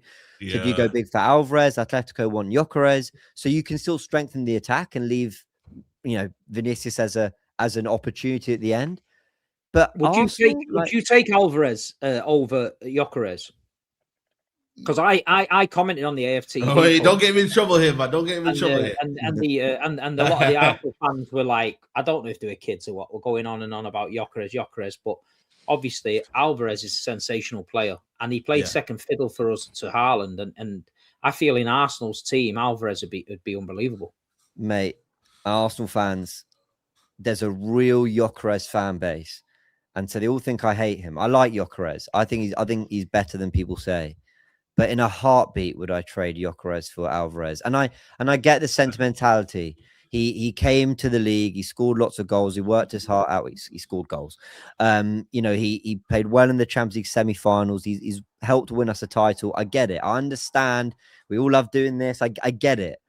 But come on, Alvarez is a much better footballer. And it's not even a debate or a conversation. He is. But also, he's more of what I think Arteta wanted to do with Jesus, but then he got injuries. Havertz, who's a different profile, but drops him into midfield a lot. So, Arsenal fans kind of keep telling me, but Gyökeres, he did everything to join the club and he dumped his girlfriend. I'm like, respectfully, that has no bearing on how good a footballer he is. I like Gyökeres. If we can sign Alvarez and keep Gyökeres, then great. But that's not a realistic world. Atletico, according to reports, really like Gyökeres, and I completely get it. Under Simeone in that league, I think he'll score a hell of a lot of goals. So my fear, and I think something Arsenal fans need to brace themselves for, is whether Alvarez goes to Barcelona or Real Madrid or PSG or someone else comes in, they're going to look at Gyökeres anyway. So I think it's a weird one that after a year we're talking about this, but I think there's a semi-decent chance he goes. But yeah, to answer your question, sorry, Steve, I would love Alvarez. And apparently Arteta's obsessed with him. In terms of the Bruno Guimaraes, I don't know if you touched on it. Briefly, like, yeah. Is that like, are you in that territory now of Morgan Rogers where potentially, you know, there's an opportunity for someone else to kind of hijack it? Because really and truly, we know what they want. You've kind of lowballed a little bit. Surely the time now is not to dilly-dally around. Just pay the money, right? Yeah, I think it will get to that for Arsenal, where they just sort of probably pay a bit more than... I think summary reports, apparently a year ago, he was promised that if they didn't get Champions League football, they could go for 60 million. Intermediaries have fed that to Arsenal. Newcastle are saying, no, we want more. That's if you believe the ITKs and the rumours or whatever. I don't really know. Apparently, this isn't even being handled club to club. It's owner to owner. It's agents sorting it. It's all really, really strange. I don't really know what's going on. Again, if you believe rumours, he's really given his word to Arsenal that that's the deal he wants, which is kind of how we got the Declan Rice deal done. Whereas we never quite got that from Rodgers. Well, actually, that's not true, because I think some reports said that Hand of Arsenal said that Rodgers had sort of battered away Chelsea interest at first. Listen, anything can happen. I'm worried about Man United, if I'm honest, Saeed. I think they're the club that, off no information whatsoever, I'm not GRIZZ ITK. I wish I had sources. I worry that Man United could come in aggressively for him. I'm worried about them more than Chelsea, actually. But definitely. Yeah, but who? Bruno Guimaraes personally. You know, that'll be a sensational signing. Yeah. I'm like, that is like the creme de la creme cherry on top of the cake for the midfield that you currently have. 100%. That would be a sensational signing. You know what you're saying, Man United. I see City, Manchester City. If they lose Rodri, for Rodri, they're gonna. You're right. I forgot about agree, Rodri. bro. Everyone's going to try and eat, bro. City got Buadi going to the man. That's load him out. That'll be greed. That would be greed, man. If they are they actually signing Buadi though? Are they actually? Yeah, they're serious about it. And also Buadi versus Bruno Guimaraes. Come on, you got Anderson, Buadi, man. Anderson and Buadi, man. And Rodri's going to stay there for another year. It's not Rodri though. Not Rodri. It's not enough. I'm sorry. You can't sell Rodri. You're telling me you're bringing Anderson and Buadi. That's not enough. Sorry. No. What scares me is Bruno Guimaraes is an extraordinary level of midfielder that a lot of people didn't think would be available on the market, and there are a lot of clubs here that need that player. I think all of us except for Tottenham, who have just done Fernandes and Tonali. No. We need that player. I would love that player. Relax, relax. All six of us are improved by having Bruno Guimaraes in our team. That's why I'm a little bit tetchy. I'm like, just please pay the money. Because share it out, man. Surely someone is looking at this and going, they're not getting anywhere. But again, rumors are that some clubs have tried to enter it and they've kind of just been battered away. But how long does that go on? Also, Bruno has told Newcastle he wants to leave. It's not going to fit well with the fans. He may as well get a move. No, I think, and he's giving you a priority as well. I think it's very similar to the Alexander Isak scenario with Liverpool and Newcastle, except Bruno Guimaraes is the captain and he's going to be more professional than Isak, where Isak went on strike and refused to play. Bruno won't go down that route, I think. But eventually Arsenal will succumb to... basically, both of them will negotiate a deal that eventually means Bruno Guimaraes. Do you think he gets done, Chris? Do you think he gets Grodis? What? Do you think he gets done, Chris? Yeah, I think it does, man. I think Bruno I do. Yeah. You guys think Bruno will go to Arsenal? Yeah. I think so. I think that's going to happen. You lot just... Why are you celebrating? Well, why say celebrating? Who said celebrating? I'm not celebrating. I was just stretching. No, I see that. I think that deal's going to happen. Arsenal are trying to be cheeky with the price, but they're going to pay up in the end. So apparently, Madrid, Arsenal are preparing an official offer for Junior. Madrid have sent a renewal offer for Vinicius. Bro, with Pletin-Goal, man, that's why I raise it up, man. Pletin-Goal has just come off the beef with Fabrizio Romano. His head is hot. Yeah, that was sensational. His head is hot right now. He needs a little bit. Have you seen Romano's interview since? No, I haven't seen his interview. Yeah, basically he's come out. Yeah, he's done an interview for Diary of a CEO. Did he sit there with Stephen Bartlett? No, he's done a podcast, and obviously he's come out and said, "I regret that interaction. I shouldn't have got personal." You know, I mean, I respect. He got personal, man. Yeah, I respect Plettenberg a lot, and I was out of order. Basically, he's done the humble one and totally apologized. Come on, yeah. Look, on Arsenal, basically, this all sounds great. I've got a big smile talking about it. But if we don't get them done, I'm really worried about the caliber below. That's my big concern. Like Vini, Bruno, sounds unbelievable. But if you don't do them, I don't know. If you ask me names right now, bro, I don't really know who to come with. Alvarez, Barcola, sure. Yeah. That Bruno Guimaraes one. Yeah. If you don't sign him, that'll be a significant fumble. Like that one will be way bigger than Rodgers, by the way. A huge. If they don't get Guimaraes. Yeah, bro. He's teed it up for them. He's teed it up for them, bro. He's staring at them in the face. 100%, bro. And also, especially with Rice carrying the injuries he was carrying at the World Cup. Massively. If you don't bring in a midfielder of that level that Rice can literally be taken out of the Arsenal team and they don't even skip a beat, you're seriously playing 100%. With your life. Playing with your life. I totally agree. Bruno Guimaraes is going to be mad if they don't sign him. You're right. He's done everything that he can. The rest is up to the club. But Morgan Rogers, missing out on Morgan Rogers, I personally think is quite damning as well, because I think Morgan Rogers would have been mad there. I know we're talking about, bro. I don't think it makes sense. I don't think so. He suits Chelsea more than Arsenal. Yeah, he does. He suits Chelsea more than Arsenal. Arsenal needs a winger. They need a winger, bro. Chelsea, it's a graveyard for attackers, man. Not really. If you're good, you thrive. Arsenal's also graveyard for attackers. If you're good, you thrive. So why attack? What if it's not Arsenal? Jean Pedro did well there. Cole Palmer's done well there. If you're actually good, exceeded their levels. No one exceeded their levels at Chelsea, man. Cole Palmer did. Cole Palmer did first season. You didn't expect Cole Palmer to be as good as he gave him a season and a half. And Jean Pedro, 1 season out of 4, man. Now he's saying Cole Palmer exceeded his levels because he had 6 months and about 10 penalties. He had 18 months. But 10 penalties. Come on. He had 18 months. You're being cheeky, but but there's also conversation at Arsenal that Arteta does also not allow the forward line to express themselves as well, Chris. So there's a balance on both sides. Do you know though? I was watching. Basically, I like Rodgers, man. That's what I'm saying. And I was watching. You like a lot. He likes a lot of things. Rodgers is a good player, though. I was watching Matisse and TOBS. Yeah. So I was saying I was watching you guys on the Big Six video you did. Was it Sunday it came out? Yeah, Sunday. Yeah. You guys were talking about like how like Arteta platforms wingers, and you're right. Like while our attacking football isn't great and attackers haven't always put up their best numbers at Arsenal, our tactic is give the ball to the wingers. It's all fullbacks inverting and midfielders going into the spaces just to drag players away, to give the ball to their feet and be like, go make something happen. And that platforms Vini really well. Yeah, Guimaraes as well can help with the midfield. You've touched on all that, but I also feel like Arteta doesn't deep down want to play this way. I think it really was a means to an end, and I just hope that you add these kind of players, you see a different. Yeah. Listen, you can win the title playing however. I don't care. You play that way again if you win the league. But I'm just saying, I think he wants to evolve beyond that. He was really cutting after PSG. He was like, we need to be ambitious and we need to be more like them. So. Yeah, the intentions are showing it. Like obviously, you've only got the Greek winger over the line, but the intentions are clear.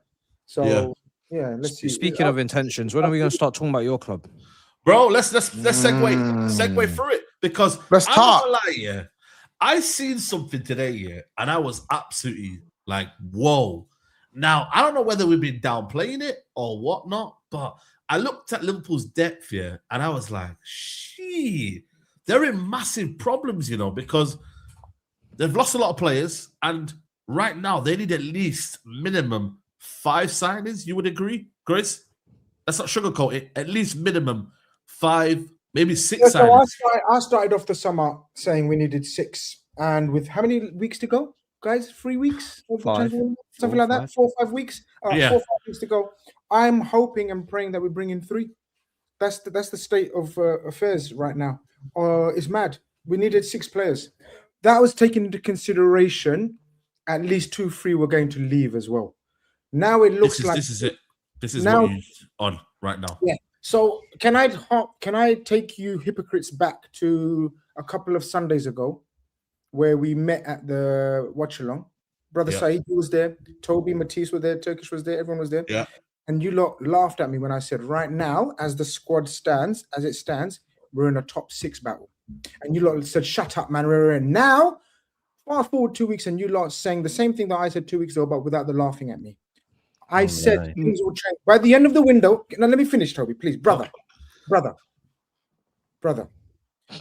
By the end of the window, things will change because we will have brought in 3 players.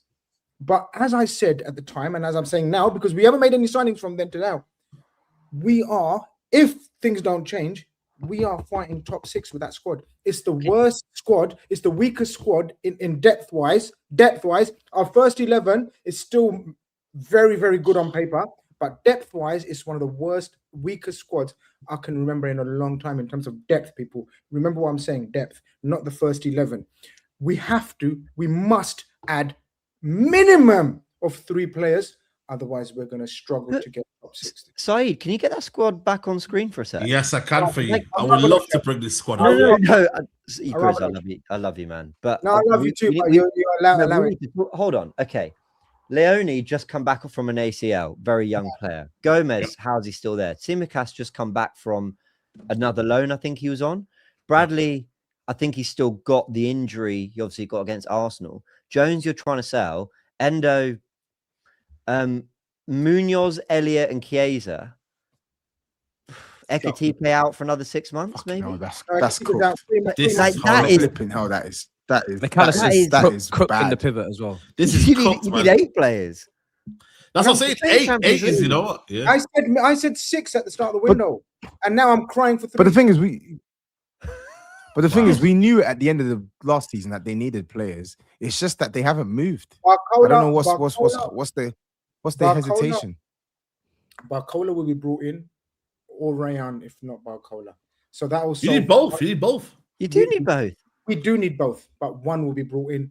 One will definitely be brought in. 2 we're trying for. I very much doubt we're able to bring in 2, but you never know. Chiesa, looking at that, you probably need Anderson. Hey? Looking at that, you probably need Anderson. Honestly, yeah, I reckon he can still run more than bloody McAllister. But you need to allow McAllister, though. Like, it's not bad as you say, man. No, he needs to allow us. All right, and Chiesa looks like a new lease of life. He's saying, previous regime, whatever, blah, blah, blah. Now he feels comfortable. He needs to give him a chance. I don't know. Gakpo, Spurs are interested. I know Toby don't want to accept it, but Spurs are very much interested. Not happening. I know you're not having him, but Spurs are interested in Gakpo. No, it's not. I said it's not. Life's changed. I think we'd sell at the right price, but we won't get the right price. And you saw the rest of the depth, guys. Jones is undecided whether he wants to stay or go. He definitely was off under Slot, 100,000,000%. He was done. He's had a little bit of a change of mind and heart, but he's still unsure. McAllister, you guys know what I think of McAllister. Gravenberch needs to up his game. Szoboszlai needs to accept leadership and role. Shall I tell you what we lack? You know, I just slagged off Chelsea's leadership and blah, blah, blah, blah. We need new leaders in this team. All our leaders are gone. Van Dijk. Yeah, I'm just telling you, I'm about to finish in it. If you like, oh man, you butt in, man. No, carry on, man. I barely said anything. Go on. Virgil van Dijk is in his last season. What I'm saying is new leaders have to be, new captains have grown. Likes of Gravenberch, Szoboszlai have to become new leaders. And unfortunately, at the moment, I'm not confident about our squad right now as we speak. But we need to make some serious signings before the window ends. You can't afford to sell Gakpo, you know. 100% right now. Because you've got Isak who's injury prone, you've got Ekitike who's injured, and that's it. You know, Salah could deputise up front, but he's gone. I mean, I get it. You know, if you can sell him and make 40 million, 50, whatever it is, I don't know who's paying that, but fine. You sell well as a club, you do. But I don't think you can afford to, because at least he can kind of fake being a striker for. He is. He's going to be the understudy to Isak this season through the middle. That's why BARCOLA, Munoz, and Rio will be. I told you about BARCOLA, didn't I? This is going to be a struggle with 4 competitions to juggle. He's grown on me. You got 4 competitions to juggle. This is gonna be a struggle. I'm with you. Oh yeah, shit. They went to Champions League. And the manager that you brought in, everybody talks about rock and roll, back and forth football. You got a 35-year-old Van Dijk in a high line, and you got an Isak that can't press.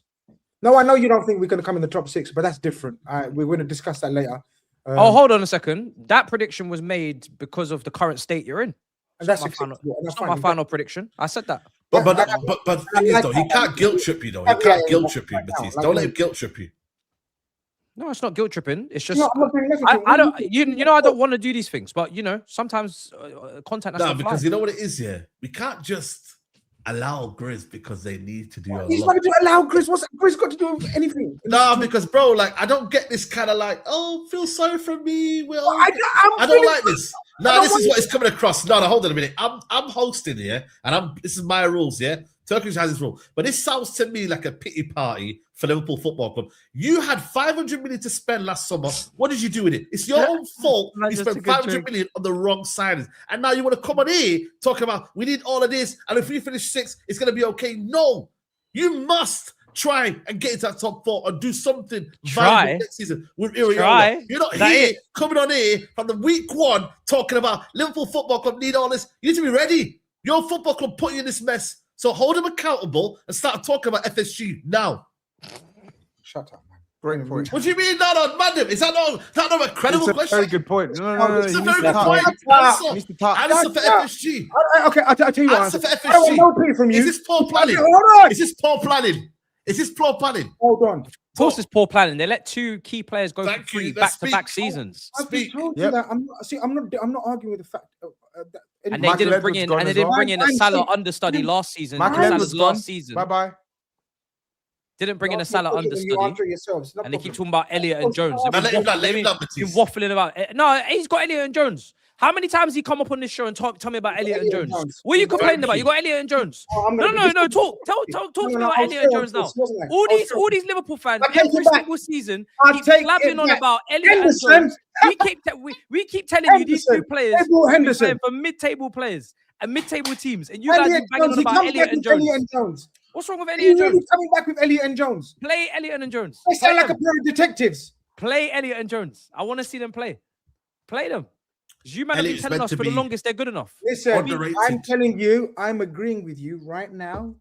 Our depth stinks, and I'm worried about. And who said poor planning? I agree. It's been Yes, poor, me. but you have to remember that it's not only poor planning just on the players, squad situation. Our footballing director is leaving. Our sporting whole club, FSG's director is leaving. Michael Edwards, Richard Hughes, both leaving. Who else is leaving? There's a couple of coaches that have left. Our manager's just been sacked. His whole board has been sacked. We've got new coaching. Now we've got new owners, new investors looking to buy the club. So our whole club is in a mad situation right now. And you're right. Some could call it poor planning. Some would say FSG are looking to sell. So there's no point in me cussing FSG because I think ultimately they're looking for an exit strategy, SAEED. I think FSG are looking to get rid now. When I say get rid, for about £5 billion, that's hardly getting rid. That's not giving it away in a fucking charity. But yeah, they're looking for an exit strategy. And so our whole club is a little bit topsy-turvy right now. So fill your boots. You've got one. Fill your boots. There's one thing to be comforted by. Iraola's quite used to this.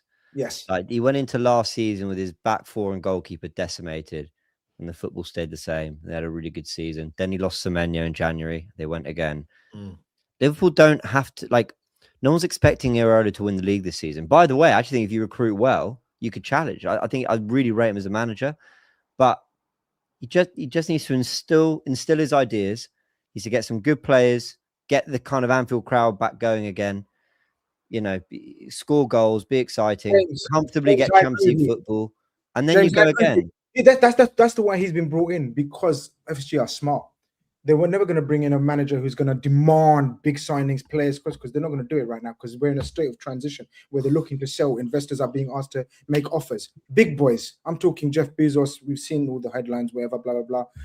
Amish Bhatia, one of the richest son-in-law of one of the richest men in the world. So we're talking big people coming into Liverpool. But it's left us in a sort of like a state of confusion. Like we're not making signings. We're not reevaluating the squad, building the squad up again. New manager.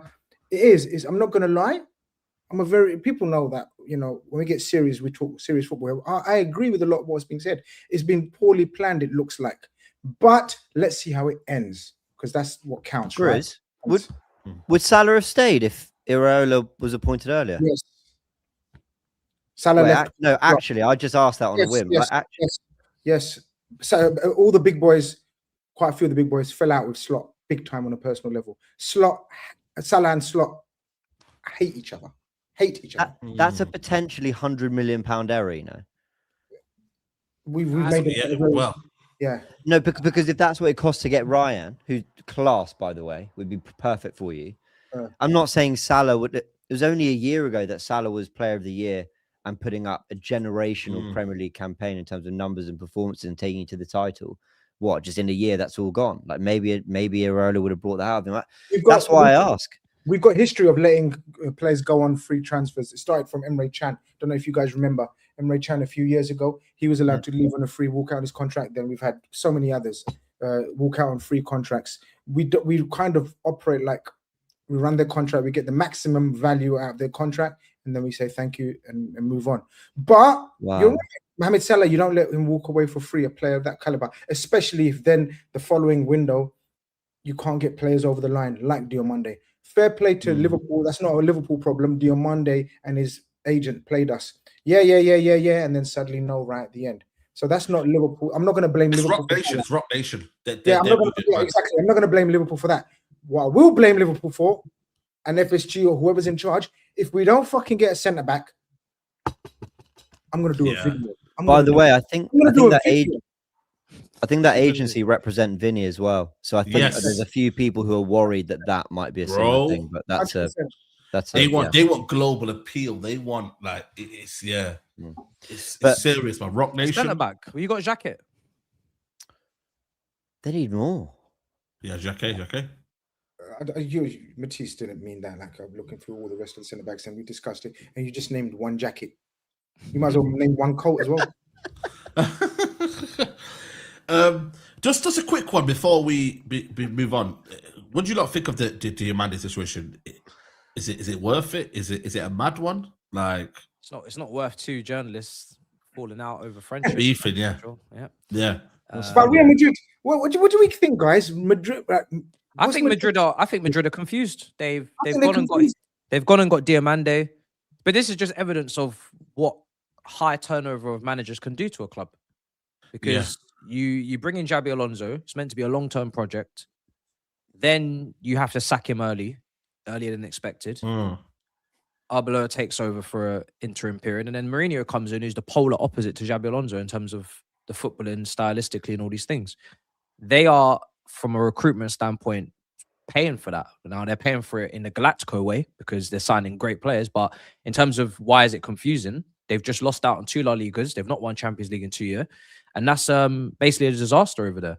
They've got Endrick, they've got Ardagula, they've got Vini to sort out, they've got Mbappe to sort out. They just got rid of Garcia, who I thought was going to be maybe their hold-up, big figure type Hosselu replacement 9.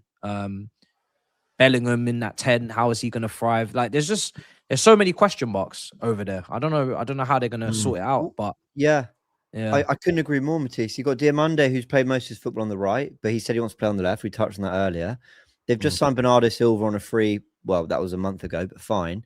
Now they're going big for Rodri, but apparently they agreed a new deal with Tchouaméni, but he would have only he's probably still on holiday from the World Cup. So if the ink isn't dry on that, then who's to say he's not available to potentially move as well? No, I've given up on all that nonsense. No, I get why you're saying that as a United fan, but I've seen Real Madrid do much less weird things than agree a new contract and then say, actually, we're going to go for Rodri. Like that just wouldn't surprise me. Unless Rodri's injury is concerning, and then they sign him regardless because they feel like it's the best time to sign him, and then let Rodri have his surgery, play Tchouaméni, and then when Rodri comes in, you got 2. Of course, he's got back surgery. Sorry, I'm not trying to play host here. Have you guys talked about Rodri in a previous show? No, to be fair, we have done, but we don't know where we're at right now. We dedicate shows to Rodri, man. That's what I'm saying. We dedicate shows to Rodri. Yeah, I think for me, it's still up in the air, Steve. You're kind of stuck in limbo. Are you worried though, Steve? Like, Rodri's no mess around, man. You get me? Like, yeah, it's unreal, isn't it? You don't want to lose him, but you've got to look at the situation that we're in with him. You know, there's 1 year left. I'd like to keep him for a year, let him go on a free. I think get his signing on fee and move on. But I don't know. City will have something up the sleeve, like you say. I think there's some sort of twist to this. I think this Vinicius Junior thing might come into play with it. If they really want Rodri and the ball's in City's court, you know, City might press them. But I don't know. We've never really dealt with Real Madrid before. You know what I mean? The relationship I don't think is great between the two clubs. You know, with the Champions League and the Ballon d'Or and the Rodri banner and all this. And that's why a lot of City fans are like, why would Rodri go to them the way they disrespected him with the Ballon d'Or and they didn't stay for the party and they all left and all that? But I don't think that matters. I mean, Rodri at the minute is unbelievable. And like you say, anyone in the world would want him. And that's the same with Vinicius Junior. Anyone in the world would probably want him. But I don't know if they're talking big money for Vini with 1 year left, with what Rodri's achieved. He's just won the World Cup again. You know, City got to hold out for the big bucks, or just keep him for another year and hopefully have a season with Elliot Anderson in there and see what can happen. But if we lose Rodri, we've got to get active fast. I think that's what City are going to have to say. Look, if you want him, come up with the money because we need to go back in the market and get someone. I mean, I don't think you can replace Rodri. I don't think there's anyone out there. But like Toby said before, Bruno Guimaraes, people like that. You know, he's not a Rodri, though, is he? But you have to. No. It's someone that you can get, though, isn't it? He's someone that I think Anderson plays in the six, and that's where I think he's going to end up playing. But like I say, he's nowhere near Rodri. But I don't know. City have got. If you look at City's squad, they're going to sell a lot of players soon. There's the Kovacic's, the Grealishes, people like that. They've just signed Gvardiol, Kusanov, you know, Foden. All these players have just signed. Doku have all just signed new contracts. So they're preparing for that. And the kid from Lille is going to sign. I believe he's going to sign. So he'll be a good addition. And obviously Anderson. But I think we need a right back. We've got Mateus Nunes there. I think we need a right back. I think we need another centre back. When you go for Gusto? Nah, man. Well, listen, he wants him, but we need a right back. Left back, we've got O'Reilly, we've got Gvardiol can slip in there, we've got Eight Naora. Centre back, Ruben Diaz, Gvardiol, Mark Gay, Kusanov, and Vita Reyes. Echeverry's back from his loan spell. Does he stay around? Grealish, he's back training with us again. So there's a lot of movement. I think City will start getting busy soon. Yeah, definitely. Not a lot happening with my club. I can't lie, it's quiet. It's similar to Tottenham. Sorry, James Trafford's gone to Leeds. Yeah. So you're going to need a backup then. You're going to need a backup goalkeeper, yeah. 40 million. I mean, fair play again, you know. Bro. But you know what? The fair play to they always sell well. He just wants to play football, man. Fair play to that. I like that. It's refreshing to see when we were stuck in a really bad situation because we had two great goalkeepers. I mean, the fan base is probably split 50-50. You've got a lot of people saying, no, Donnarumma, keep him. And then you've got a lot saying, yeah, but Trafford for the future is going to be England's number one. We know that. Trafford played in 2 cup competitions last season. We won them both. Yeah. You know, so it's going to be tough. But I think it's a great signing for Leeds. And I'm really glad that he's gone to Leeds. I think that is an outstanding signing. I thought Newcastle might have jumped in and got him. But Chelsea, obviously, Tottenham. Yeah. But Leeds have done well with that. I don't know if City's got a buyback or something like that. No, I didn't see anything about that. I didn't see anything on but we need a backup goalkeeper. People talking about. I'll be shocked if City don't have a buyback.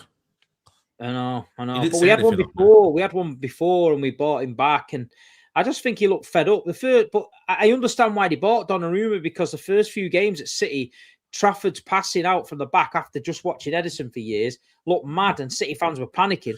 Then obviously we just needed time, but then Donnarumma become available for that money, and we had to. You can't say no to it. We took it, and then all of a sudden Trafford just comes in the cup games and just looks totally different keeper from being at City. Yeah. But we'll see. Yeah, it'll be interesting. Like I said, Donnarumma's still young, man. He's only 27. Like, people forget, man. Is he 27? I think he is. So he's still got another at least 8-9 years at the highest level. So come on, man. It's ridiculous. We got like you're saying in the chat, we got Tijani Reinders, we got Omar Mamouche. Where do they? The way that people will. I mean, Maresca's give a clean slate to everyone. So, but we've let a lot of the young kids go. Regan Heskey's gone to Cologne. I rate that. I rate that sign. I rate that he's moved. He's moved on. There's a few more gone. A few of the lower ones have gone to like Northampton and that with sell-on clauses. So City are cleaning out the decks a little bit. Yeah, absolutely. TOBS, I mean, I've not got ready to much a report on United. Have you got anything to report on Tottenham? We're just waiting, to be honest. We're waiting. I think the priority now is to try and get some players out the door. Romero is the one that's hotting up with Inter Milan. Obviously, they just signed John Stones on a free transfer, but it's looking likely that deal will get done.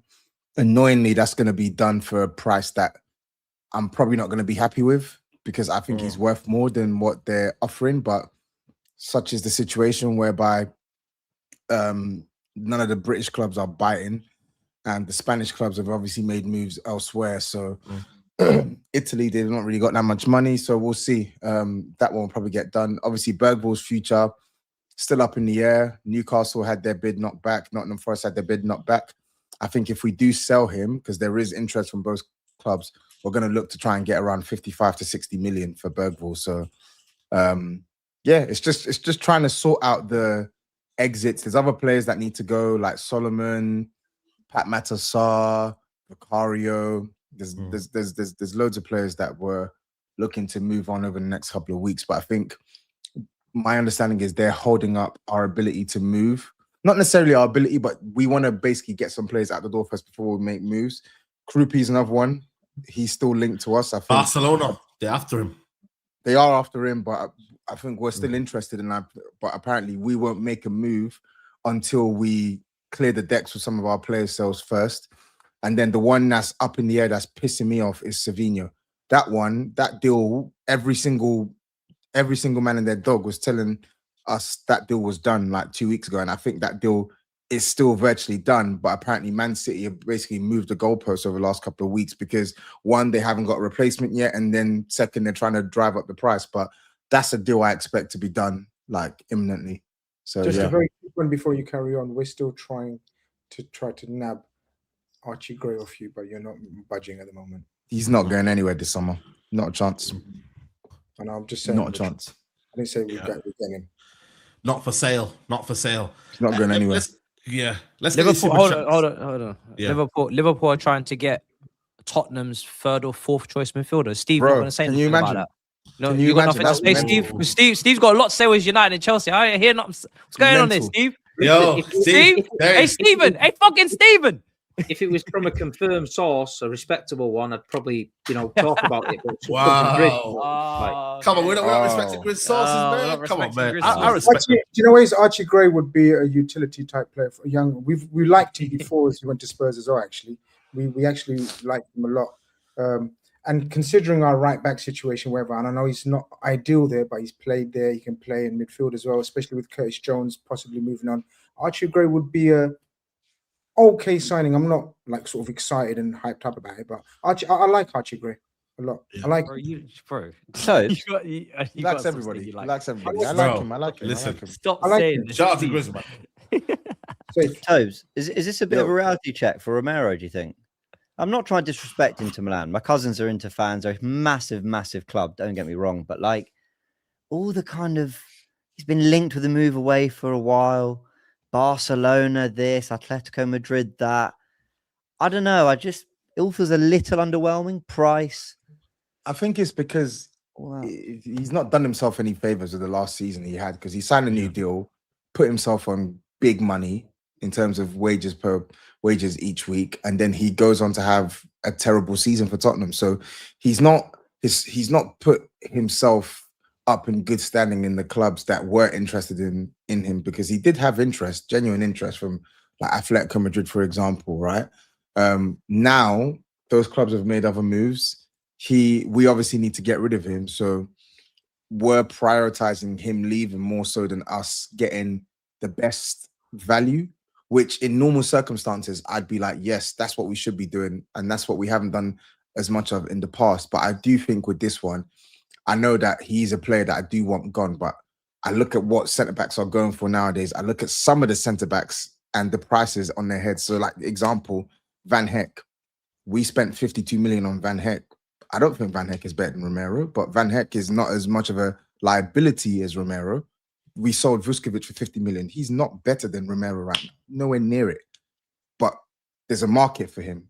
Romero, the stock is plummeted because of the shenanigans he was doing last season. He only has himself to blame, and we're just going to have to do what's best for the club. So, yeah. On and off the pitch, though, it's also like his leadership. It's the whether Tottenham fans agreed with it or not. It was the speaking out over certain things and then playing terribly on the pitch, and then it's not being around for the final day until he's kind of told to be last minute. It's like, anyway, it's a shame. He's a terrible leader, and he doesn't have the temperament to be the player that we want him to be for us. Because if it was on talent, I'll still say it now. He's the best centre-back at our club. He is. Don't care what anyone tells me. He's the best centre-back at our club. But you don't get that level from Romero week to week. And when you're missing multiple games because of injuries and red cards and stuff, it's not conducive. It's not conducive to creating like a harmonious team. So, yeah, he has to go. Has to go. Yeah. People still 7.6k in the building. Let's get these likes up, people. I think we're currently on 1.9k. So let's try and get 2.5k, 3k likes on the building. Toby Skinnies, he says, jokes aside, use your common sense, guy. Do you really think Hendo starts over Enzo, Caicedo, James Lavia? Come on, you're all smarter than that. Rogue Cannon says, forget the transfer fee. Vini's global brand alone could be worth 200 million to 400 million to Arsenal over 5 years. That's why elite clubs make these moves. I mean, if he has the number 7 shirt, you know what I mean? It might add to that, you know what I'm saying? But someone else has got that, hasn't he? You can have Madueke's number 20. There you go. There you go. Number. There we go. Moosey Grey Goose says, I don't see Gunas paid 400 grand per week to uphold his current Real Madrid wages. I don't think he'd take a pay cut. I get your Premier League champs, but nah. Ozil's 350k a week is roughly 460,000 week in today's money. Context matters when judging Vini's wage demands. Oh, of course, yeah, we're living in different times. So, but it's still a lot of money, though. Still a lot of money. This isn't the same Real Madrid. They won nothing last season. For the first time in history, Spain won the World Cup without a single Real Madrid player in their squad. Times are changing. Vini had record Saudi offers last year. Wouldn't surprise me if he ended up there. No, man. Nah, I don't think so. How can Vini be using Arsenal for a new deal when the report from Ornstein specifically talking about Arsenal intent and not Vini's preference? We're all falling for it again. Arsenal lost out on Rodgers, haven't put serious money down for Bruno, but make out they can afford for Vini Jr.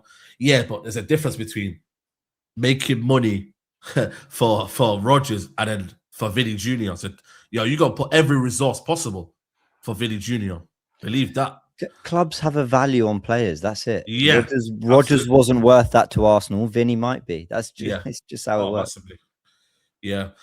Majority of the rivals are more scared Vini will go to Arsenal. The majority of fans thinking we will get him. Of course, there are outliers on both ends. And the only thing Cavani does better than Vini is press and help out defensively. He doesn't have more goal, assist, chance creation, successful take-ons. That was Toby's point, I think, before. And United doesn't have space in their midfield unless Santos gets benched, but he can't be since he was bought 50 million. Only or Bruno Fernandes plays left wing. Listen, we need an option there, man. We need an option or two. Sorry, I disagree with that. 15 million is quite standard for a squad player these days. Yeah, it is. Especially in the Champions League. I always saw Santos as the tier 3 signing. Tielemans is tier 1.5, 2. Yeah. But like, was there a top player you could get in there? So it was meant to be Tchouameni, but you know what I mean? Yeah. Tchouameni was never going to happen, to be honest with you. Yeah. Sorry for interrupting. I just No. Don't worry, man. How was Tom dismissive of Cavani versus Vini when Cavani has had more GA in a single UCL campaign than Vini has? Both great players. Debate can definitely be had. Tobs, go on. No, man, ignore it, Tobs. He's muted. He's rage baiting here. No. I was just asking a question. Let's move on. Yeah. On to the next. Yeah, big up to Jon. If I said go on side, you're better as a host coming from a BRUNO. Shout out to you, man. Respect. I don't get all those crying over missing on Rodgers for 170 million. On the wings, he's not better than Martinelli. Oof. In the 10, he's not good as fully fit Odegaard either. Bruno G gives us much better. Okay. I think Vini Jr. stuff is top tier PR from Arsenal. Gets the fans distracted about the lack of movement. Rodgers deal. And by the time Vini extends at Madrid, they should have a deal ready. If that happens, I think that'll be, yeah, you might see peak Arsenal social media then. You feel me? Big up the panel. TOBS, did you watch Obsession? If so, what did you make of it? Great psychological thriller or overrated? Would you recommend it? Not watched yet, on my list though. Yeah. Big up SAEED and TOBS. Ivory Coast produced Africa's 2 biggest transfers, Pepe and Diomande. Can Diomande handle Real Madrid's pressure and succeed? Time will tell. Time will tell, yeah. Yeah, time will tell, man. Mourinho's got to get arm around his shoulder and start to, because there's going to be a lot of expectation, you know what I mean? So let's see what Mourinho does, if he's a good man manager. Do people get Diomande is the best right winger? Rodrigo has been linked to leave for 2 seasons, then tore his ACL. Vini Jr. camp said there's no intention to leave and hopes to negotiate. Vini Jr. to Arsenal is PR. Steve, do you rate Joy Division New Order the same way you do other Manchester bands like Stone Roses and Oasis? No. Cool. Big up Vertigo Fusion. He says, Pano, forgot how much Vini violated you guys multiple times. 67 G8 in 82 UCL games, 16 Champions League knockout goals, top assist provider for Madrid in Champions League, first Brazilian to score in 2 UCL finals. Cavara, better, good joke.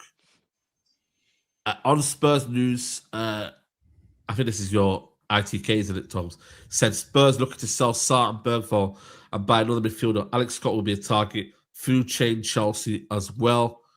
A third midfielder for Spurs. Is that what they're saying? Is that what they're looking at? Yeah, I believe so. He's been crying out for a new midfield, yeah. Yeah, but that's enough, surely. No, they need attackers, bro. They need attackers. I don't know why the priority needs to be attackers. But boy, if we can spin the block back and after getting the attackers and get another midfielder in, sure. You know, you can only put out 3 midfielders at once. Yeah. What's your point?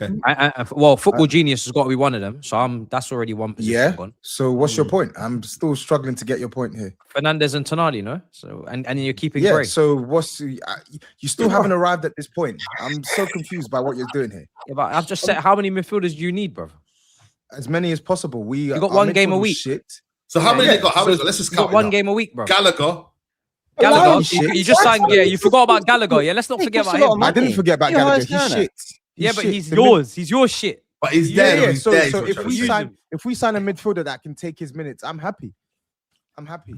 What about Bergvall though? Like, am I crazy for rating him? He'll be sold. One that the overrated because he doesn't want to be a rotation piece. He wants to play regular football. We can't give him regular football because he's not good enough right now to get regular football. Oh, fair enough. I like him. Big up Viber. He says 26-27 isn't about the clubs. It's the managers Arteta, Maresca, Areola, Xabi, Emery, Carrick, De Zerbi, same gen, same level, all with a point to prove. Who defines the era and who gets the boot first? That's a whole different video, bro. I think that's a video in itself. Come on, man. Big up for the super chat though. Yeah, we'll definitely put that down as a video. So big up to you, bro. It's a bit of a fall off in list of managers, isn't it? Listen, some of them might really prove themselves. At the moment, yes, James, but because they're relatively new in their careers, young in their careers. Yeah. So they may grow, and we of course there will be stars made out of some of those. Absolutely. Arteta's won a title. Maresca, City clearly see something. I think Iraola and Alonso have all the potential. I like De Zerbi too. Who else have I missed? Carrick's he's had a good 6 months, but and Emery's Emery's getting disrespected. I can't lie. Yeah, we won't get into that. No interest. I think Maresca has been massively underrated as a manager, getting a dysfunctional Chelsea ownership Champions League and winning the Club World Cup of PSG. Now he's at the best run club, unlimited backing. He's cannon fodder, man, according to Steve, innit? So we'll see. Yeah, that's crazy. And the last super chat here, not trying to bait TOBS. Vini, best UCL, 13 GA. Cavendish Kelly, 16 GA. Definitely a good convo to have. Yep. Why don't you message TOBS, bro? Just DM a minute and see what you can do. A little debate on the voice notes. So yeah, man. Happy to, but my What answer you is say going to to the change. person that was on the other side of the fence? Say that again. Nothing. Another Grizz waffling there for you guys. But anyway, people, we're gonna Broski, what are you saying, bro? Like, yo. Anyway, people, it's been a lit show, man.